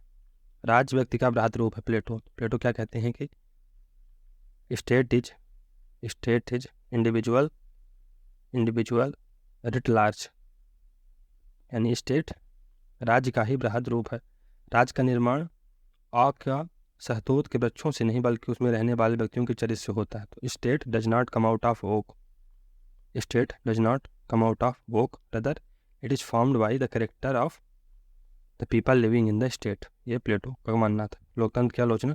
प्लेटो तत्कालीन यूनानी राज्यों को सुअरों की नगरी पिग्स सिटी कहता था, क्योंकि वहाँ दार्शनिक राजा नहीं बल्कि अनाड़ियों का शासन था। प्लेटो लोकतंत्र का कटुआलोचक था। वह लोकतंत्र को भ्रष्ट, अकुशल व अनाड़ियों का शासन कहता था। प्लेटो के अनुसार राजनीतिज्ञों की अभिज्ञता व अक्षमता के कारण लोकतंत्र विद्यमान रहता है। प्लेटो लोकतंत्र को शासन व्यवस्था का निकृष्ट रूप मानता है। प्लेटो की तरह अरस्तु भी लोकतंत्र का विरोधी है। यूनानी ग्रीक विचारक लोकतंत्र या अराजक लोकतंत्र एनार्किकल डेमोक्रेसी को राजनीतिक व्यवस्था का विकृत रूप मानते हैं। एलियट थ्योरिस्ट या एलियट थ्योरी वाला प्लेटो भी लोकतंत्र को भ्रष्ट, अकुशल व गुंडागर्दी का शासन मानता है। एलियट थ्योरिस्ट प्लेटो भी डेमोक्रेसी को भ्रष्ट, अकुशल व गुंडागर्दी का शासन मानते हैं। प्लेटो की शिक्षा व्यवस्था व साम्यवाद। तो Plato's educational system and communism. Plato की रिपब्लिक का मुख्य उद्देश्य आदर्श समाज की स्थापना करना। आदर्श राज्य की स्थापना के लिए न्याय जरूरी है। न्याय की स्थापना के लिए दो साधन होंगे, शिक्षा और साम्यवाद, यानी एजुकेशन और कम्युनिज्म। शिक्षा। प्लेटो ने दो शिक्षा पद्धतियों को मिलाया। एथेंस की यहाँ निजी शिक्षा व्यवस्था थी तथा इस शिक्षा व्यवस्था में बौद्धिक एवं दार्शनिक ज्ञान पर जोर दिया जाता था। स्पार्टा यहाँ सार्वजनिक शिक्षा व्यवस्था थी जिसमें शारीरिक और सैनिक शिक्षा पर बल दिया जाता था। स्पार्टा में स्त्री पुरुष को समान शिक्षा दी जाती थी। प्लेटो तो सार्वजनिक शिक्षा यानी राज्य द्वारा शिक्षा की व्यवस्था की जाए ऐसा मानता था, यानी स्टेट स्पॉन्सर्ड एजुकेशन की बात बहुत पहले प्लेटो कर चुके हैं। स्त्री व पुरुष दोनों के लिए समान शिक्षा की बात करते हैं। तो यहाँ पर ये जेंडर इक्वलिटी की बात कर रहे हैं इन टर्म्स ऑफ एजुकेशन। शिक्षा को 3 चरणों में बांटा। तो शिक्षा को इन्होंने 3 स्टेजेज में वर्गीकृत किया है। प्लेटो जो राज स्त्रियों को शिक्षित व प्रशिक्षित नहीं करता है वह उस आदमी जैसा है जो केवल अपनी दाई बाह की ही कसरत करता है। तो क्या कहते हैं, जो राज्य स्त्रियों को शिक्षित व प्रशिक्षित नहीं करता है वह उस व्यक्ति जैसा है जो केवल अपनी दाई बाह की ही कसरत करता है, यानी दोनों बाह की जरूरत है, नहीं व्यक्ति का शरीर अच्छा नहीं दिखेगा। प्राथमिक शिक्षा यह 20 वर्ष तक चलती थी। 20 वर्ष की आयु तक हर युवा नागरिक को प्राथमिक शिक्षा के रूप में वह सब पढ़ाया जाएगा जिसे प्लेटो मोस्के और जिम्नास्ट कहता है। मोस्के क्या है, इसमें संगीत और साहित्य दोनों का मिश्रण होता है। और जिम्नास्टिक में केवल व्यवस्थित शारीरिक व्यायाम ही नहीं आता बल्कि भोजन की समुचित आदतें भी आती हैं जिसका विकास जरूरी है।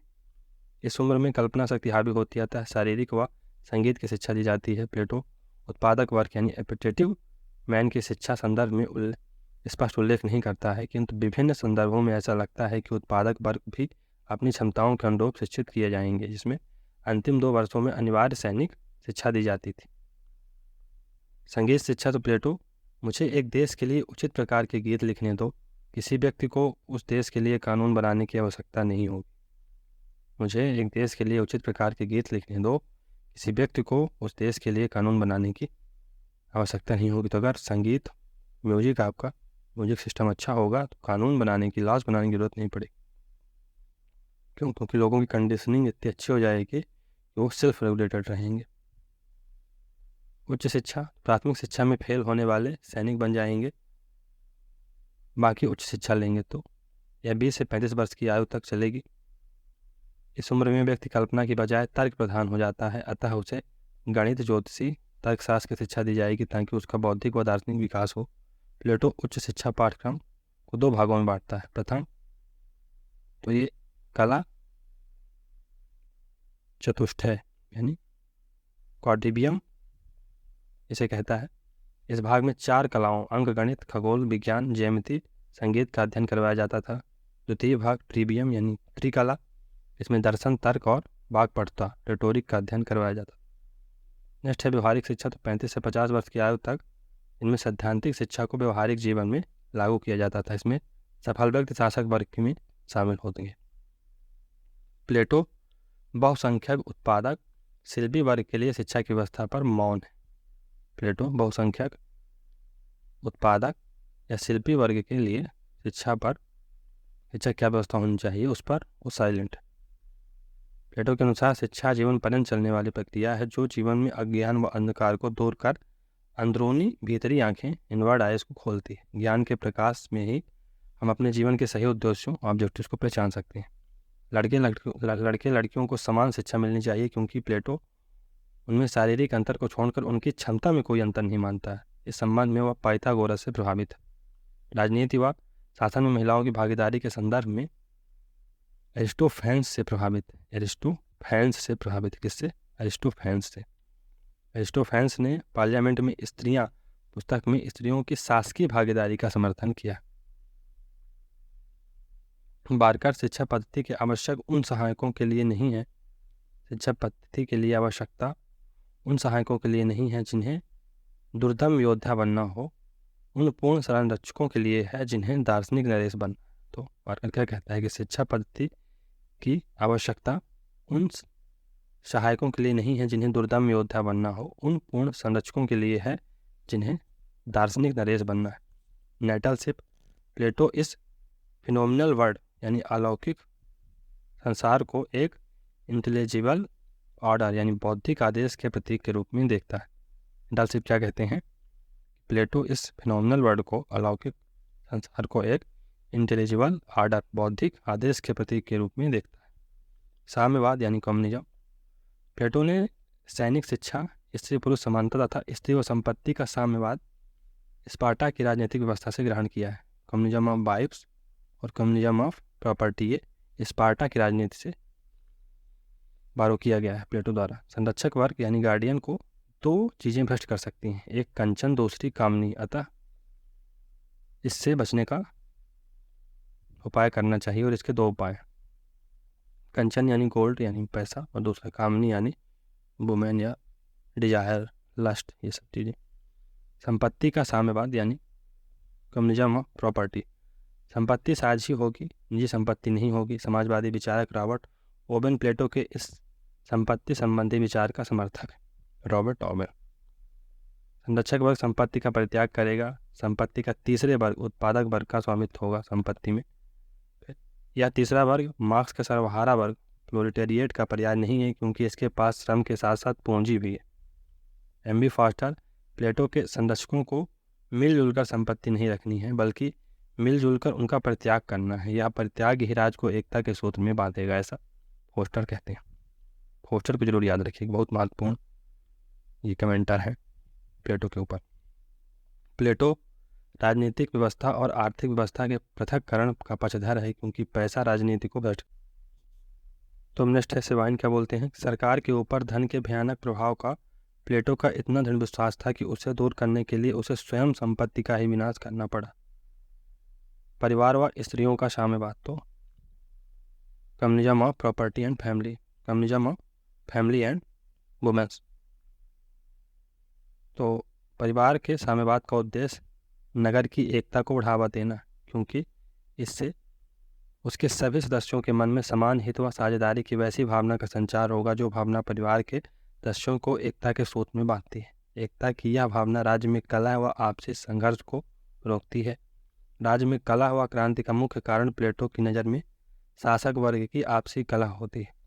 संरक्षक वर्ग के पुरुष व स्त्रियां शादी नहीं करेंगे, राज नियंत्रित सहवास करेंगे जिनमें जो सबल संतान पैदा होगी उसकी साझी होगी। तो जो सबल संतान पैदा होगी, योग्य संतान पैदा होगी, सबकी साझी होगी, उसका पालन व शिक्षा दीक्षा राज्य करेगा। मैक्सी यदि प्लेटो आज जीवित होता तो लालों साम्यवादियों ने भी अधिक लाल साम्यवादी होता। मैक्सी क्या कहते हैं कि यदि प्लेटो आज जीवित होता तो लालों यानी साम्यवादियों से भी अधिक लाल साम्यवादी होता। विशेष संपत्ति व परिवार का साम्यवाद उत्पादक वर्ग पर लागू नहीं होगा तो प्रोड्यूसर क्लास पर property of wives and communism of wives and property नहीं लागू होगा। प्लेटो स्त्री पुरुष समानता व स्त्री सशक्तिकरण का कट्टर समर्थक था। प्लेटो संरक्षक वर्ग शासक प्लस सैनिक में स्त्रियों को शामिल करना चाहता है जबकि अरस्तु स्त्रियों को हीन मानता है। प्लेटो का मानना था कि स्त्रियों के शरीर में भी सिर होता है अतः वह भी तर्क कर सकती हैं। बुद्धिमान हो सकती हैं, अतः वो शासक भी हो सकती हैं। बस आवश्यकता है उन्हें चूल्हे चौके से मुक्त करने का। तो उन्हें आवश्यकता क्या है कि चूल्हे और चौके से मुक्त किया जाए। प्लेटो ने संरक्षक वर्ग के लिए निजी संपत्ति और निजी परिवार समाप्त कर दिया, क्योंकि इससे भ्रष्टाचार, पक्षपात, व्यक्तिवाद और गुटबाजी पनपती है। इस प्रकार संरक्षकों का जीवन इस यूनानी मान्यता पर आधारित होगा कि मित्रों की सारी चीज़ें साझा होती, मित्रों की सारी चीज़ें साझा होती। प्लेटो के स्त्री साम्यवाद के पीछे एक मान्यता यह थी कि वो स्त्रियों की गौण स्थिति व घरेलू कार्यों तक सीमितता को पसंद नहीं करते थे। प्लेटो इस पाइथागोरस मान्यता के समर्थक थे कि स्त्री व पुरुष प्राकृतिक स्वभाव व क्षमताओं में समान है, अतः उन्हें शिक्षा, शासन और सैन्य कार्यों में समान। लेकिन यह ध्यान रखने योग्य बात है कि यह स्त्री मुक्ति, लिबरेशन ऑफ वुमेन, सिर्फ संरक्षक वर्ग यानी शासक, फिलासफर किंग प्लस जो सोलर क्लास होती थी वहीं तक स्त्रियों की मुक्ति सीमित थी। प्लेटो का सुझाव था कि बेहतर संरक्षकों के बच्चों को शहर के एक अलग हिस्से की नर्सरी में नर्सों द्वारा अच्छी देखरेख में रखा जाएगा। वहीं निम्नतर गुण वाले संरक्षकों के बच्चों को तथा अपांगों को चुपचाप व गुप्त रूप से समाप्त कर दिया जाएगा। यूजेनिक्स का यही तरीका बाद में जर्मन नाजियों ने अपनाया तथा इसी ने निश्चय के अतिमानव के विचार को पैदा किया, यानी जो सुपर ह्यूमन का कॉन्सेप्ट देते हैं, सुपर ह्यूमन का कॉन्सेप्ट निश्चय देते हैं, तो यहीं से प्रेरित है प्लेटो के सिद्धांत से। और यूजेनिक्स है यही तरीका जर्मन नाजियों द्वारा अपनाया गया था। फिटे ने विवाह संस्था की समाप्ति का उद्देश्य स्टॉक ब्रीडर यानी कुछ खास नस्ल पैदा करना तथा सामाजिक अच्छाई की प्लेटो की योजना को कम्युनिस्ट के रूप में लोहे के घेरे में बंद आयरन क्लैड सिस्टम व्यवस्था कहा है। फिटे ने क्या कहा है? विवाह संस्था की समाप्ति का उद्देश्य स्टॉक ब्रीडर यानी कुछ खास नस्ल की बच्चों को पैदा करना, खास नस्लों को पैदा करना तथा सामाजिक अच्छाई की प्लेटो की योजना को कम्युनिस्ट रूप में लोहे के घेरे में बंद आयरन क्लैड सिस्टम कहा। बारकर प्लेटो का साम्यवाद वैराग्यवाद का मार्ग है। बारकर क्या कहते हैं कि प्लेटो का साम्यवाद वैराग्यवाद का मार्ग है। टेलर रिपब्लिक में साम्यवाद व समाजवाद के बारे में बहुत कुछ कहा जाने के बावजूद इसमें ना तो साम्यवाद पाया है और ना ही समाजवाद। तो टेलर क्या कहते हैं? रिपब्लिक में साम्यवाद और समाजवाद के बारे में बहुत कुछ कहा जाने के बावजूद भी इसमें ना तो साम्यवाद पाया जाता है और ना ही समाजवाद। बिन्सपेयर क्या कहते हैं कि प्लेटो की योजना को प्रतिक्रियावादी तानाशाह द्वारा बल प्रयोग की योजना बताया है। बारकर यह एक त्याग की मांग है और यह मांग सर्वश्रेष्ठ से की गई। पब्लिक में दिए गए आदर्श राज्य आइडियल स्टेट के मौलिक सिद्धांत। पहला है न्याय, आदर्श राज्य का प्राण होगा। राज्य व्यक्ति का विराट रूप है, यानी state is individual writ large, अर्थात तात्पर्य क्या है कि सावयवी आंगिक राज्य, इसमें राज्य प्रधान तथा व्यक्ति उसका अंग मात्र होगा। प्लेटो राज्य का उद्गम मानवीय आवश्यकता से होता है। तो क्या मानता है कि राज्य का उद्गम मानवीय आवश्यकता से होता है। कार्य विशेषीकरण व श्रम विभाजन, सही व्यक्ति सही स्थान, right man at right place. तो right man at right place का सिद्धांत प्लेटो देते हैं। शिक्षा, तो न्याय प्राप्ति का मानसिक साधन, न्याय का ज्ञान ही शिक्षा है। फिर समाज में 3 वर्ग हो गए, उत्पादक वर्ग, सैनिक वर्ग और शासक। दार्शनिक शासक फिलासफर किंग होगा। दार्शनिक शासक जिसके आदेश ही कानून होंगे, यह कानूनों से ऊपर होगा। तो जो फिलासफर किंग होगा उसके आदेश ही कानून होंगे और वह लाज से भी ऊपर होगा। कौन? Philosopher king. दार्शनिक शासक वह होगा जो बुद्धि से प्रेम करता हो, ज्ञान पिपासु हो, जिसमें जानने व सीखने की ललक हो, अर्थात ऐसा व्यक्ति जो वैज्ञानिक और तार्किक चिंतन की शक्ति से संपन्न हो। प्लेटो ने इस विवेक प्रधान दार्शनिक वर्ग को पूर्ण संरक्षक यानी परफेक्ट गार्डियन कहा है। पोस्टर ने आदर्श राज्य में दार्शनिक शासक की प्रभुसत्ता को तर्क बुद्धि की प्रभुसत्ता का सिद्धांत, सॉवरेंटी ऑफ रैशनल इंटेलिजेंस कहा है। स्ट्रॉस द रिपब्लिक आदर्शवाद की सबसे बड़ी आलोचना है। स्ट्रॉस क्या कहते हैं कि द रिपब्लिक आदर्शवाद की सबसे बड़ी आलोचना। दार्शनिक निरंकुशता, एक अच्छा शासक डॉक्टर की तरह बीमारी के अनुरूप इलाज में परिवर्तन करेगा। शासकों को नियमों और कानूनों में बंधना उनकी सृजनात्मकता को रोकना है। अतः प्लेटो का दार्शनिक शासक नियमों और कानूनों से ऊपर है। प्लेटो का मानना था कि दार्शनिक शासक कानून के ऊपर होता है। भ्रष्ट राज्य में दार्शनिक राजा आचरण के ऐसे नियम मालूम कर सकता है जो उसके राज्य के कानून से स्वतंत्र हो। यूनानी ग्रीक गुटबंदी और विद्रोह को स्टेटिस कहते हैं। तो यूनानी गुटबंदी या विद्रोह को स्टेटिस कहते हैं। प्लेटो के दार्शनिक शासक वाले आदर्श राज्य का जो चिंतन है वो नगर राज्यों में इसी स्टेटिस को रोकना है। सैनिक शक्ति यानी सैन्य वर्ग व आर्थिक शक्ति उत्पादक वर्ग दार्शनिक वर्ग की आज्ञाओं का पालन क्यों करेंगे, जिनके पास ना तो सैनिक शक्ति है ना ही आर्थिक शक्ति। प्लेटो ने इस कठिनाई के निदान व विरोधी स्वर के को दबाने के लिए दार्शनिक वर्ग को 2 सुझाव दिए। पहला, उदात्त झूठ का प्रचार यानी प्रोपोगेशन ऑफ नोबल लाई। उदात्त झूठ यानी नोबल लाई को आप प्रोपोगेट करिए। दूसरा, कला व साहित्य पर सेंसरशिप। संपत्ति का साम्यवाद, communism of property, communism of family. तो स्त्रियां भी शिक्षा व शासन कार्य में भाग लेंगी। राज्य का लक्ष्य आध्यात्मिक व नैतिक जीवन की स्थापना है। तो वर्चुअस लाइफ की स्थापना है स्टेट का ऑब्जेक्टिव, ऐसा प्लेटो का मानना था। कानून का निषेध, रूल ऑफ लॉ नहीं होगा आदर्श राज्य में। दार्शनिक शासक के आदेश ही महत्वपूर्ण होंगे।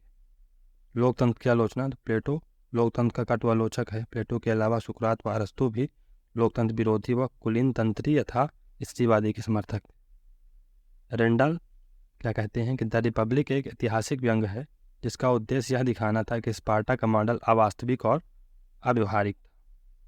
उदात्त झूठ है नोबल लाई, शाही झूठ या रॉयल लाई, ये क्या है इसको देखते हैं। इसी के तहत हम धातुओं व धरती में जन्मे हुए लोगों का मिथक यानी मिथ ऑफ मेटल या अर्थबोर्न का प्रयोग करते हैं। प्लेटो का मानना था कि दार्शनिक शासक को आम जन में इस महान या शाही झूठ का प्रचार करना चाहिए कि मानव धरती से पैदा हुआ है और उसके शरीर में विभिन्न प्रकार की धातुएं हैं। दार्शनिक लोग सोने से बने हैं, साहसी लोग चांदी से और तृष्णा वाले लोग कांसे के बने। सभी धरती से जन्मे हैं। यह तर्क समानता के साथ विभिन्नता और श्रेणीकरण भी पैदा करता है। हालांकि सभी धातुएं धरती से निकली हैं, फिर भी वो समान नहीं बल्कि गुणों व मूल्य में अलग अलग है। प्लेटो के अनुसार आदर्श राज्य को बनाए रखने के लिए यह तर्क आवश्यक है ताकि प्रत्येक व्यक्ति व प्रत्येक वर्ग अपनी क्षमता व हद में रहे। इस मिथक से समूचे समाज का भला होता है। जर्मन दार्शनिक निश्चय इस शाही झूठ के संदर्भ में प्लेटो की आलोचना करता है। झूठ से अन्यायी समाज बनता है, न कि सही समाज। निश्चय के अनुसार प्लेटो ने इस मिथ का निर्माण मात्र राजनीतिक दमन से दर्शन की रक्षा के लिए नहीं बल्कि दर्शन को राजनीतिक प्रभाव प्रदान करने के लिए किया था। इससे क्या कहते हैं, प्लेटो ने इस मिथक यानी मिथ का निर्माण मात्र राजनीतिक दमन से दर्शन की रक्षा के लिए नहीं बल्कि दर्शन को राजनीतिक प्रभाव प्रदान करने के लिए किया था। बर्ट्रैंड रसल के अनुसार, ये भी महत्वपूर्ण थिंकर, इनके बारे में थोड़ा सा पढ़ लीजिएगा, हालांकि आने वाले लेक्चरों में इनके बारे में बताया जाएगा। बर्ट्रैंड रसल, प्लेटो जो नहीं समझता वह यह है कि ऐसे मिथक दर्शन के साथ मेल नहीं खाते और इनकी शिक्षा बुद्धि को कुंद करती है। कार्ल पॉपर भी इस सामाजिक विभेदीकरण की आलोचना करता है। प्लेटो का यह मिथक भारतीय राजनीति में वर्ण विभाजन से मिलता जुलता है, जिसमें ब्रह्मा के विभिन्न अंगों से वर्णों की उत्पत्ति बताई गई है। ब्रह्मा जी के मुख से ब्राह्मण, भुजाओं से क्षत्रिय, जांघों से वैश्य व चरणों से शूद्र पैदा हुए। ऐसे मिथक समाज में श्रेणीबद्धता, शोषण व ऊंच नीच पैदा करते हैं। अब स्टेट्समैन यानी राज मर्मज्ञ, जो प्लेटो का सेकंड वर्क है, उसको देखते हैं। तो यह पुस्तक रिपब्लिक के 10 से 15 साल बाद लिखी गई। जहाँ रिपब्लिक में संप्रभुता दार्शनिक राजा के पास है, वहीं स्टेटमैन में राज मर्मज्ञ के पास है, यानी स्टेटमैन के पास। स्टेटमैन की प्रमुख विशेषता क्या है? राज्यों का वर्गीकरण, क्लासिफिकेशन ऑफ स्टेट, राज्यों के प्रकार, शासकों की संख्या और शासन का स्वरूप। राज्यों से संचालित राज्य, कानून से संचालित यानी लॉफुल स्टेट। एक व्यक्ति का शासन जब होता है तो मोनार्की होती है, कुछ व्यक्तियों का शासन होता है तो कुलीनता यानी अरिस्टोक्रेसी होती है, और बहुत व्यक्तियों का शासन होता है तो उसे डेमोक्रेसी कहते हैं। यहाँ कानून से संचालित राज्य। फिर कानून से संचालित ना होने वाले राज्य यानी अनलॉफुल राज्य। एक व्यक्ति का शासन क्या कहलाता है? निरंकुश तंत्र यानी टायरनी। कुछ व्यक्तियों का शासन ओलिगार्की अल्पतंत्र और बहु व्यक्तियों का शासन अतिवादी प्रशासन यानी एक्सट्रीम डेमोक्रेसी कहलाती। कानून से बंधे लाभफुल राज्यों में राजतंत्र मोनार्की सर्वोत्तम, लोकतंत्र डेमोक्रेसी सबसे निकृष्ट होगा तथा अभिजात तंत्र एरिस्टोक्रेसी बीच में होगा। तो मोनार्की सर्वश्रेष्ठ होगी लाभफुल स्टेट में, फिर एरिस्टोक्रेसी होगी एरिस्टोक्रेसी, और सबसे लास्ट में डेमोक्रेसी होगी डेमोक्रेसी। डेमोक्रेसी को प्लेटो और Aristotle worst form of government मानते हैं, वर्स्ट फॉर्म ऑफ गवर्नमेंट मानते हैं। कानून न मानने वाले राज्यों में यानी अनलॉफुल राज्यों में अतिवादी लोकतंत्र यानी एक्सट्रीम डेमोक्रेसी सर्वोत्तम होगी। संसतंत्र यानी टायरनी सबसे निकृष्ट होगी यानी सबसे थर्ड कैटेगरी की होगी, और गुट तंत्र यानी ओलिगार्की बीच में कहीं ठहरेगी। प्लेटो दो प्रकार के राज्य की विवेचना करता है, पूर्ण राज्य यानी परफेक्ट स्टेट या आदर्श राज्य होगा, और अपूर्ण राज्य यानी इम्परफेक्ट स्टेट। ये उपयुक्त लिखित 6 प्रकार के हैं। अरस्तु ने अपना प्रसिद्ध राज्यों का वर्गीकरण स्टेटमैन से ही लिया है। तो अरिस्टोटल का जो क्लासिफिकेशन ऑफ स्टेट है वो प्लेटो के स्टेटमैन से ही प्रभावित है। स्टेटमैन रिपब्लिक की बजाय यथार्थवादी है, जबकि रिपब्लिक तो आदर्शवादी है। तो रिपब्लिक यंग प्लेटो का वर्क है। यंग प्लेटो आइडियलिस्ट था, यंग प्लेटो रोमांटिक था, यंग प्लेटो रेडिकल था। तो ये आइडियलिज्म पर बेस्ड है रिपब्लिक, जबकि स्टेटमैन यथार्थवादी, ये प्रैग्मेटिज्म या प्रैक्टिकल चीज़ों पर बेस्ड है। चलिए आगे बढ़ते हैं। स्टेटमैन में प्लेटो ने 4 प्रकार की सत्ताएं बताई हैं जो पूर्ण नहीं है: democracy, oligarchy, democracy and tyranny. सभी सत्ताओं का अंतिम नतीजा टायरनी था। डेमोक्रेसी, इसमें सम्मान, महत्वाकांक्षा और विजय के प्रति प्रेम होता है, अतः ये युद्ध प्रिय, विस्तारवादी व धन प्रिय होता है। ओलिगार्की, यह कुछ धनिकों का शासक होता है, गुणों की बजाय धन को महत्व दिया जाता है। समाज अति धनियों व अति गरीबों में विभाजित हो जाता है, गरीब विद्रोह कर जनतंत्र लाते हैं। फिर डेमोक्रेसी आएगी, जनतंत्र में उच्च श्रृंखलता, बर्बादी, घमंड व अराजकता फैलती है। जनतंत्र का पतन टायरनी, निरंकुशता के रूप में होता है। टायरनी, बहुत अधिक आज़ादी से गुलामी पैदा होती है, लोग सुरक्षा के बदले गुलामी बनना चाहते हैं। ऐसे में एक निरंकुश शासक प्रजा को अपनी इच्छा का गुलाम बनाता है, और यही टायरनी। पहले डेमोक्रेसी होगी, डेमोक्रेसी से ओलिगार्की, ओलिगार्की से डेमोक्रेसी, और डेमोक्रेसी से फिर से आप टायरनी में पहुंच जाएंगे। तो अंतिम जो धुरी होगी वो टायरनी ही होगी। दलाज 347 BC में लिखा गया। यह संवाद शैली में लिखी गई पुस्तक है जो 12 भागों में विभाजित है। लाज के संवाद पात्र 3 हैं। कौन कौन से? एक बिना नाम का एथेंसवासी मुख्य वक्ता है, दूसरा मेगिलस जो स्पार्टा का है, तीसरा क्रीट का निवासी क्लीनियस। इसमें एथेंसवासी प्लेटो का प्रतिनिधित्व करता है। इसमें प्रथम 2 भाग में संगीत और नृत्य का शिक्षा पद्धति में महत्व बताया गया है, तीसरे में राज्य के ऐतिहासिक विकास और चौथे में राजनीति शास्त्र के आधारभूत सिद्धांतों का विवरण। 5वें से 8वें तक के भाग में कानून, शासन विधान, पदाधिकारियों, राज्य की जनसंख्या, शिक्षा पद्धति आदि का विवरण। 9वें से 11वें भाग में फौजदारी और दीवानी नियम संहिताओं कोर्स की चर्चा की गई है। 12वें भाग का विषय सार्वजनिक कानून है, जिसमें कर्तव्यच्युत सरकारी अधिकारियों के लिए दंड की व्यवस्था है। साथ ही इसमें न्याय परिषद यानी नॉक्टर्नल काउंसिल का वर्णन किया गया है। स्टेटमैन में नहीं, किसमें? लॉज में। तो लॉज में ही नॉक्टर्नल काउंसिल का वर्णन मिलता है। यह प्लेटो की सबसे लंबी कृति है। इसमें प्लेटो कानून को मन की उपज कहता है, कानून को मन की उपज कहता है। फिर यह प्लेटो के जीवन की अंतिम पुस्तक है, जिसका प्रकाशन प्लेटो के शिष्य कोपस के फिलिप ऑफ कोपस ने किया। इस पुस्तक में कानून को सर्वोच्च स्थान दिया गया, अर्थात कानून का शासन, रूल ऑफ लॉ, शासक भी कानून के अधीन।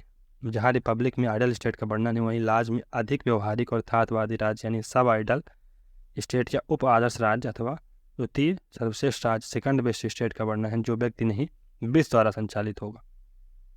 द लॉज में मिश्रित संविधान से युक्त विधिक राज्य का समर्थन किया गया है। रिपब्लिक का दार्शनिक राजा विधि की बेड़ियों से आज़ाद है, जबकि द लाज में वह विधि का संरक्षक व उसका सेवक है। इस राज्य में संप्रभुता व्यक्ति शासक में नहीं विधि में निहित है। द लाज के प्रमुख सिद्धांत पहला है आत्मसंयम का महत्व। रिपब्लिक में न्याय की स्थापना के लिए शिक्षा व साम्यवाद का समर्थन किया गया, जबकि द लाज में संपत्ति व परिवार का समर्थन कर साम्यवाद का त्याग कर दिया गया। द लाज में न्याय की स्थापना के लिए बाह्य और भौतिक निदान, साम्यवाद के बजाय आत्मसंयम को महत्व दिया गया। कानून का महत्व तो रिपब्लिक में विवेक या बुद्धि का महत्व है, जबकि लाज में कानूनों का अर्थात कानून राज्य के अनुसार नहीं बल्कि राज्य कानून के अनुसार होगा। मिश्रित राज्य यानी मिक्स स्टेट या मिश्रित संविधान पर बल दिया गया। राज्य की भौगोलिक और आर्थिक स्थिति तथा जनसंख्या, तो राज्य समुद्र तट से दूर होगा वरना उस पर हमले होंगे तथा लोग व्यापार के चक्कर में पड़ जाएंगे। इस प्रकार प्लेटो राज्य की समुद्र तट से दूरी तथा कृषि प्रधान रखना चाहता है, क्योंकि वह व्यापार को हेय दृष्टि से देखता है, जबकि अरस्तु सामुद्रिक राज्य को अच्छा मानता है। प्लेटो राज्य की जनसंख्या 5040 बताता है, 5040। नैस या शासी परिषद या नॉक्टर्नल काउंसिल क्या है, थोड़ा सा इसके बारे में जानते हैं। द लाज के अंतिम पृष्ठों पर एक अजीब संस्था का वर्णन है जिसे नॉक्टर्नल काउंसिल कहा जाता है। इसकी बैठक सदैव रात को होती है। यह लोगों के नैतिक जीवन का निरीक्षण व नियंत्रण भी करती है। इसमें 10 बुजुर्ग होते हैं जो मतदान द्वारा चुने जाते हैं। यह संस्था दार्शनिक राजा के स्थान पर है जो कानून से ऊपर है। इस प्रकार यह लाज के उप आदर्श राज्य यानी सब आइडल स्टेट का एक प्रहार है। इस काउंसिल में शामिल व्यक्ति जन्म से मृत्यु तक लागू होने वाले सारे कानून बनाएंगे। यह राज्य की सभी कानूनी संस्थाओं का नियंत्रण करती है। प्लेटो का आलोचनात्मक मूल्यांकन, क्रिटिकल इवेल्युएशन ऑफ प्लेटो का प्रथम आलोचक था अरस्तु, जिसने प्लेटो के राज्य की अत्यधिक एकता, संपत्ति व परिवार आदि के साम्यवाद की आलोचना की। प्लेटो का कट्टर आलोचक है कार्ल पॉपर। पॉपर अपनी प्रसिद्ध पुस्तक open state and its enemy, Marx Hegel, Plato Marx and Hegel, open society and its enemy में प्लेटो को सर्वाधिकारवाद का दार्शनिक प्रणेता मानता है। तो ये प्लेटो को टोटलिटेरियन थिंकर मानता है। कौन? Karl popper.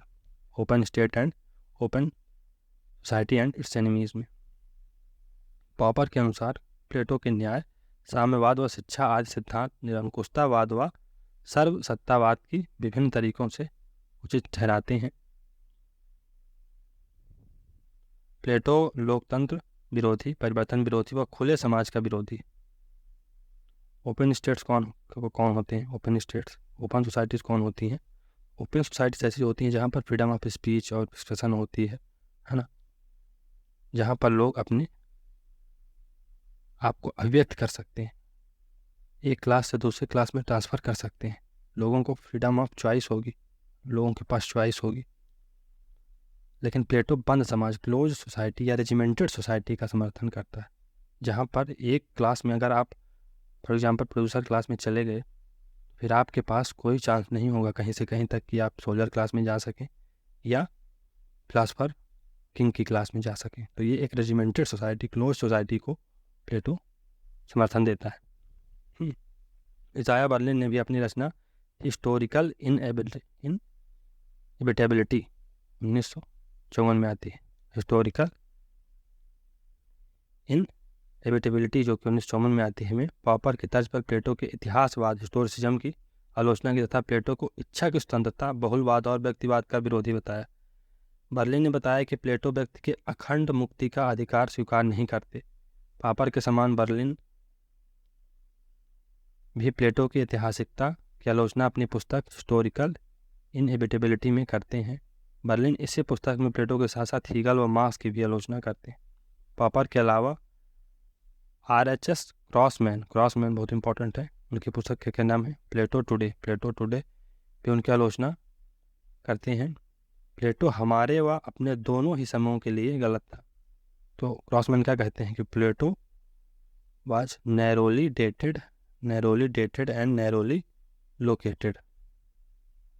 प्लेटो का आदर्श राज तर्कपूर्ण रूप से समान व्यक्तियों का लोकतंत्र नहीं बल्कि सुसंस्कृत लोगों के अनुवांशिक वर्ग का कुलीन तंत्र है जो पित्त सम्मत उदारवाद से मेहनतकश लोगों के प्रति चिंता प्रकट करते हैं। क्रॉसमैन ऐसा कहता है।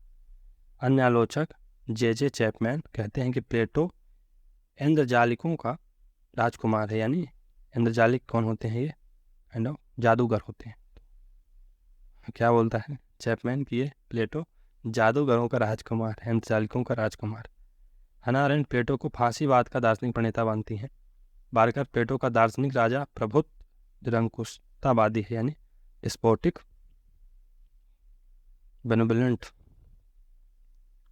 है या विवेकशील अधिनायकवादी है।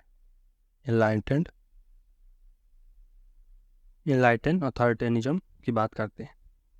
टायनबी ने भी प्लेटो को प्रतिक्रियावादी, अमानवीय, संकुचित दृष्टि वाला बताया है। फ्रांसीसी विचारक वॉल्टेयर और जर्मन विचारक फ्रेडरिक विल्हेम नीत्शे ने प्लेटोवाद को ईसाईवाद का बौद्धिक पहलू बताया। फिटे सामाजिक अच्छाई की उनकी व्याख्या कम्युनिस्ट रूप में लौ घेरे में बंद व्यवस्था से मिलती जुलती है। प्लेटो के प्रशंसक R Nisbet Levinson in the defence of Plato, इनकी पुस्तक है in the defence of Plato. Levinson, R Nisbet, John Wild, Plato's modern enemies और नेटलशिप। याद रखिएगा प्लेटो के समर्थकों को भी। R Nisbet, Levinson, John Wild's, Plato's modern enemy, Levinson की in the defence of Plato और नेटलशिप। इमर्सन, प्लेटो ही दर्शन है, दर्शन ही प्लेटो है, तो Plato is philosophy and philosophy is Plato, ऐसा मानते हैं कौन? इमर्सन। फिर मैक्सी, प्लेटो फर्स्ट यूटोपियन था, ये भी उनके समर्थक ही थे, है ना। कार्ल पॉपर, तो कार्ल पॉपर का टाइम पीरियड क्या है? 1902 से 1994। प्रसिद्ध ऑस्ट्रेलियाई ब्रिटिश दार्शनिक व प्रोफेसर है। कार्ल पॉपर ने अपनी पुस्तक open society and its enemy कब लिखी? 1945 में। प्लेटो, हीगल और कार्ल मार्क्स को खुले समाज का शास्त्र बताया। खुला समाज वह समाज होता है जिसके सदस्य अपने समाज की राजनीतिक सत्ता और संस्थाओं की आलोचना बिना डरे व भय से कर सकते हैं। Freedom of speech and expression होती। पॉपर ने बताया कि तीनों विचारक इतिहासवाद यानी स्टोइसिज्म यानी ऐतिहासिक नियमों के द्वारा समाज के विकास की जो वैज्ञानिक व्याख्या करते हैं वह मूलतः पूर्ण सत्तावाद और तानाशाही पर आधारित व्यवस्था है, जबकि वैज्ञानिक सिद्धांत किसी भी नियम को सार्वभौमिक व अंतिम नहीं मानता। पॉपर के लिए परिवर्तन असंभाव्य है, अवश्यंभावी है, इनएविटेबल है। परिवर्तन, चेंज इज इनएविटेबल, चेंज होना ही होना है, ऐसा पॉपर मानते हैं, निरंतर प्रक्रिया है। जबकि प्लेटो दार्शनिक शासक वाले आदर्श राज, हेगल राष्ट्रराज व मार्क्सवाद साम्यवाद को चरम व अंतिम अवस्था मानते हैं। पॉपर के अनुसार प्लेटो व्यक्ति विरोधी, जनतंत्र विरोधी तथा जिसका उद्देश्य सामाजिक परिवर्तन को रोकना था। पॉपर ने संपूर्ण क्रांतिकारी परिवर्तनों, रेडिकल चेंज के बजाय धीमे खंडशः विकासवादी परिवर्तन यानी पीस मिल सोशल इंजीनियरिंग की सलाह दी। तो रेडिकल चेंज समाज में थोड़ा सा कठिन होते हैं, जबकि जो पीस मिल सोशल इंजीनियरिंग होती है वो इम्पॉर्टेंट होती है। फॉर एग्जांपल, आपने कोई चीज़ डेमोक्रेसी से सीधे आप ले आए, कौन सी? डेमोक्रेसी में पार्लियामेंट्री सिस्टम में आप सीधे प्रेसिडेंशियल सिस्टम ले आए, तो एक रेडिकल चेंज होगा और इससे समाज में बहुत ही बहुआयामी परिवर्तन आएंगे। लेकिन आपको खंडशः परिवर्तन, पीस मिल सोशल इंजीनियरिंग करनी होगी। छोटे छोटे चीज़ों में, छोटे छोटे खंडों में आपको परिवर्तन लाना होगा, जिससे क्या होगा कि फॉर एग्जांपल आपने कोई छोटा चेंज किया, फॉर एग्जांपल कोई कमरा है, अब आपने अगर रेडिकल चेंज करके कमरे को ही गिरा दिया, है ना, कमरा को ही खराब कर दिया, फिर से बनाया, तो वो तो रेडिकल चेंज हो गया। तो आप चीज़ों को वापस नहीं ले सकते, क्योंकि कमरा तो नष्ट हो चुका है, तो आप चीज़ों को आप वापस नहीं ले सकते। लेकिन अगर आप कमरे में लाइटिंग सिस्टम को या पंखों को हटाना चाहते हैं, पंखों का हटाना चाहते, फिर आपको लगा नहीं पंखे तो होने चाहिए, तो आप उसको जो पीस मिल चेंज होगा, खंडशः परिवर्तन होंगे, उनको आप वापस ले सकते हैं। लेकिन जो रेडिकल चेंज होंगे, फॉर एग्जांपल आपने घर गिरा ही दिया, तो फिर आप घर दोबारा बनेगा, अलग चीज़ है, लेकिन उसको वापस नहीं लिया जा सकता है। और जो खंडशः परिवर्तन होते हैं उनको आसानी से वापस लिया जा सकता है, इनकेस अगर उसके दुष्परिणाम हुए तो। पश्चिमी चिंतन या तो प्लेटोवादी रहा है या प्लेटो विरोधी रहा है, लेकिन शायद ही कभी गैर प्लेटोवादी रहा हो। कार्ल रेमंड पॉपर ऐसा बोलते हैं। तो western thought one might say has been either plutonic और anti plutonic but hardly ever non plutonic. तो कार्ल पॉपर क्या कहते हैं कि जो वेस्टर्न थॉट है, वन माइट से कोई कह सकता है कि has either been plutonic, anti plutonic but has never been non platonic. तो ऐसा कार्ल पॉपर बोलते हैं, one can be either platonic non platonic one can be either platonic और anti platonic but can never be non platonic. महत्वपूर्ण कथन, jailer क्या बोलते हैं, प्लेटो के शिक्षा सिद्धांत में साम्यवाद का समर्थन और श्रमिकों के विरुद्ध पक्षपात है। सेवाइन रिपब्लिक को कल्पनावाद मानते हैं, जबकि मैक्सी ने प्लेटो को फर्स्ट यूटोपिया प्रथम कल्पनावादी कहा है। सेवाइन आदर्श राज्य प्लेटो की सर्वाधिक मौलिक खोज है। इमर्सन, प्लेटो ही दर्शन है, दर्शन ही प्लेटो है। कार्ल पॉपर, पश्चिमी चिंतन या तो प्लेटोवादी रहा है या प्लेटो विरोधी रहा है, लेकिन शायद ही कभी गैर प्लेटोवादी रहा हो। मैकलविन क्या बोलते हैं कि प्लेटो को लोकतंत्र की अतिवादी प्रवृत्ति से घृणा है, न कि सामान्य लोकतंत्र। नाटोर, प्लेटो का साम्यवाद अर्ध साम्यवाद यानी क्वाजी कम्युनिज्म है, क्योंकि यह केवल संरक्षकों गार्जियन के लिए है, उत्पादक वर्ग के लिए नहीं। अरस्तु क्या बोलते हैं, प्लेटोवादी पुत्र होने की अपेक्षा उसका छोटा भाई होना अधिक अच्छा है, क्योंकि परिवार के साम्यवाद में तो किसी पुत्र के हजारों पिता होते हैं। कार्ल पॉपर, क्रासमैन, रसेल और हनारेंट ने प्लेटो को सर्वाधिकारवादी या फांसीवादी बताया है। पॉपर, क्रासमैन, रसेल और हनारेंट ने। पॉपर का क्या कथन है कि प्लेटो विश्व का प्रथम फांसीवादी विचारक है। जे चैपमैन क्या कहते हैं, प्लेटो इंद्रजालिकों का राजकुमार है, यानी जादूगरों का, मैजिशियंस का राजकुमार है। हनारेंट, प्लेटो फांसीवाद का दार्शनिक प्रणेता है। बारकर, प्लेटो का दार्शनिक राजा प्रबुद्ध अधिनायकवादी है, इनलाइटेंड टायरनी की बात करते हैं। कौन? बारकर, प्लेटो का न्याय वस्तुतः न्याय नहीं है, वह केवल मनुष्यों को अपने अपने कर्तव्यों तक सीमित करने वाली भावना मात्र है, कोई ठोस कानून नहीं। बारकर, यह कहना आसान है कि रिपब्लिक काल्पनिक है, बादलों में एक नगर एक सूर्यास्त के दृश्य के समान है, जो सायं 1 घंटे के लिए रहता है, तत्पश्चात अंधकार में विलीन हो जाता है। तो यह कहना आसान है कि रिपब्लिक काल्पनिक है, बादलों में एक नगर है, एक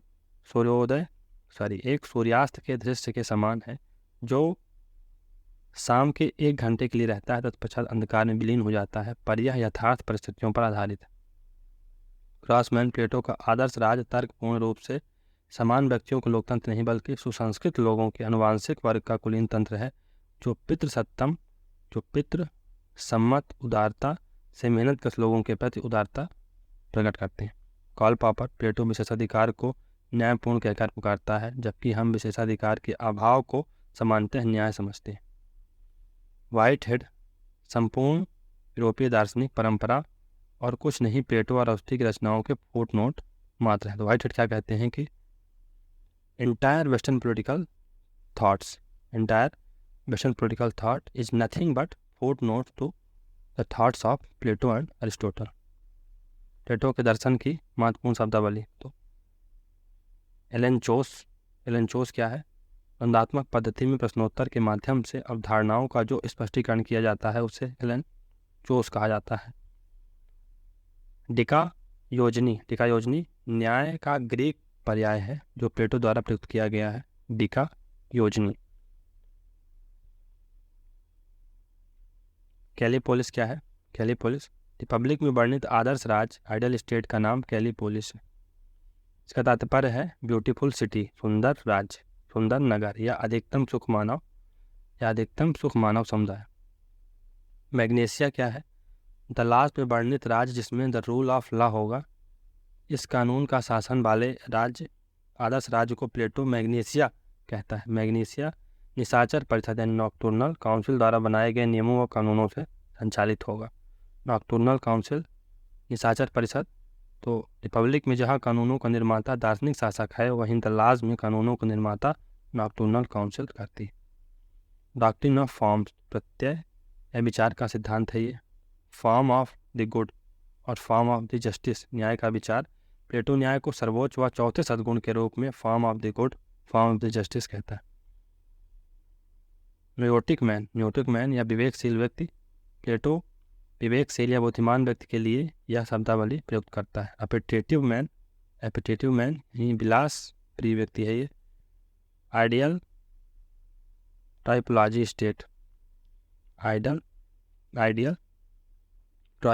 स्टेट यानी नैतिक दृष्टि से उत्कृष्ट राज्य। प्लेटो आदर्श राज्य के लिए यह शब्दावली प्रयोग करता है। त्रिभुज का विचार, फॉर्म ऑफ ट्रायंगल। प्लेटो ने अपनी रचना थाइमस में मानव आत्मा के निर्माण को त्रिभुज के माध्यम से समझाया है, जिसे फॉर्म ऑफ ट्रायंगल कहा जाता है। ये ट्रायंगल है जहाँ पर गोल्ड, फिर कॉपर और सिल्वर के प्रकृति के लोग रहेंगे। अधोगम यानी अगधोम। अगधोम क्या है? न्याय के विचार या फॉर्म ऑफ गुड को यूनानी लोग अगधोम कहते थे। अगधोम। चलिए दोस्तों, ये अब वहाँ से अपना प्लेटो का चैप्टर समाप्त होता है। तो टाइम टेबल आ चुका है, जिसमें आप लोग देख सकते हैं कि इस महीने के अंतिम तक वेस्टर्न पॉलिटिकल थिंकर और इंडियन पॉलिटिकल थॉट दोनों को समाप्त कर दिया जाएगा। और दोस्तों एक बार और बता रहे हैं, ये नोट्स अगर आप लोगों को लेनी है तो 499 रुपये देकर आप एक एक्सक्लूसिव ग्रुप का मेंबर बन सकते हैं, और जिसमें आपको ये सारी पीडीएफ्स मिलेंगी। इसके अलावा टेस्ट सीरीज जो चलाई जाएगी उसकी पीडीएफ, सॉल्व पेपर मिलेंगे। तो महत्वपूर्ण रहेगा आपके लिए। जो लोग पीडीएफ मार्क करते हैं उनके लिए है, बाकी अगर आपको नहीं चाहिए तो यूट्यूब पर तो वीडियो फ्री ही है, कोई दिक्कत नहीं है। बाकी जैसी आपकी इच्छा। चलिए, तो अगर आपको सीरीज अच्छी लगी तो तुम लाइक सब्सक्राइब करिए, और मिलते हैं एरिस्टोटल के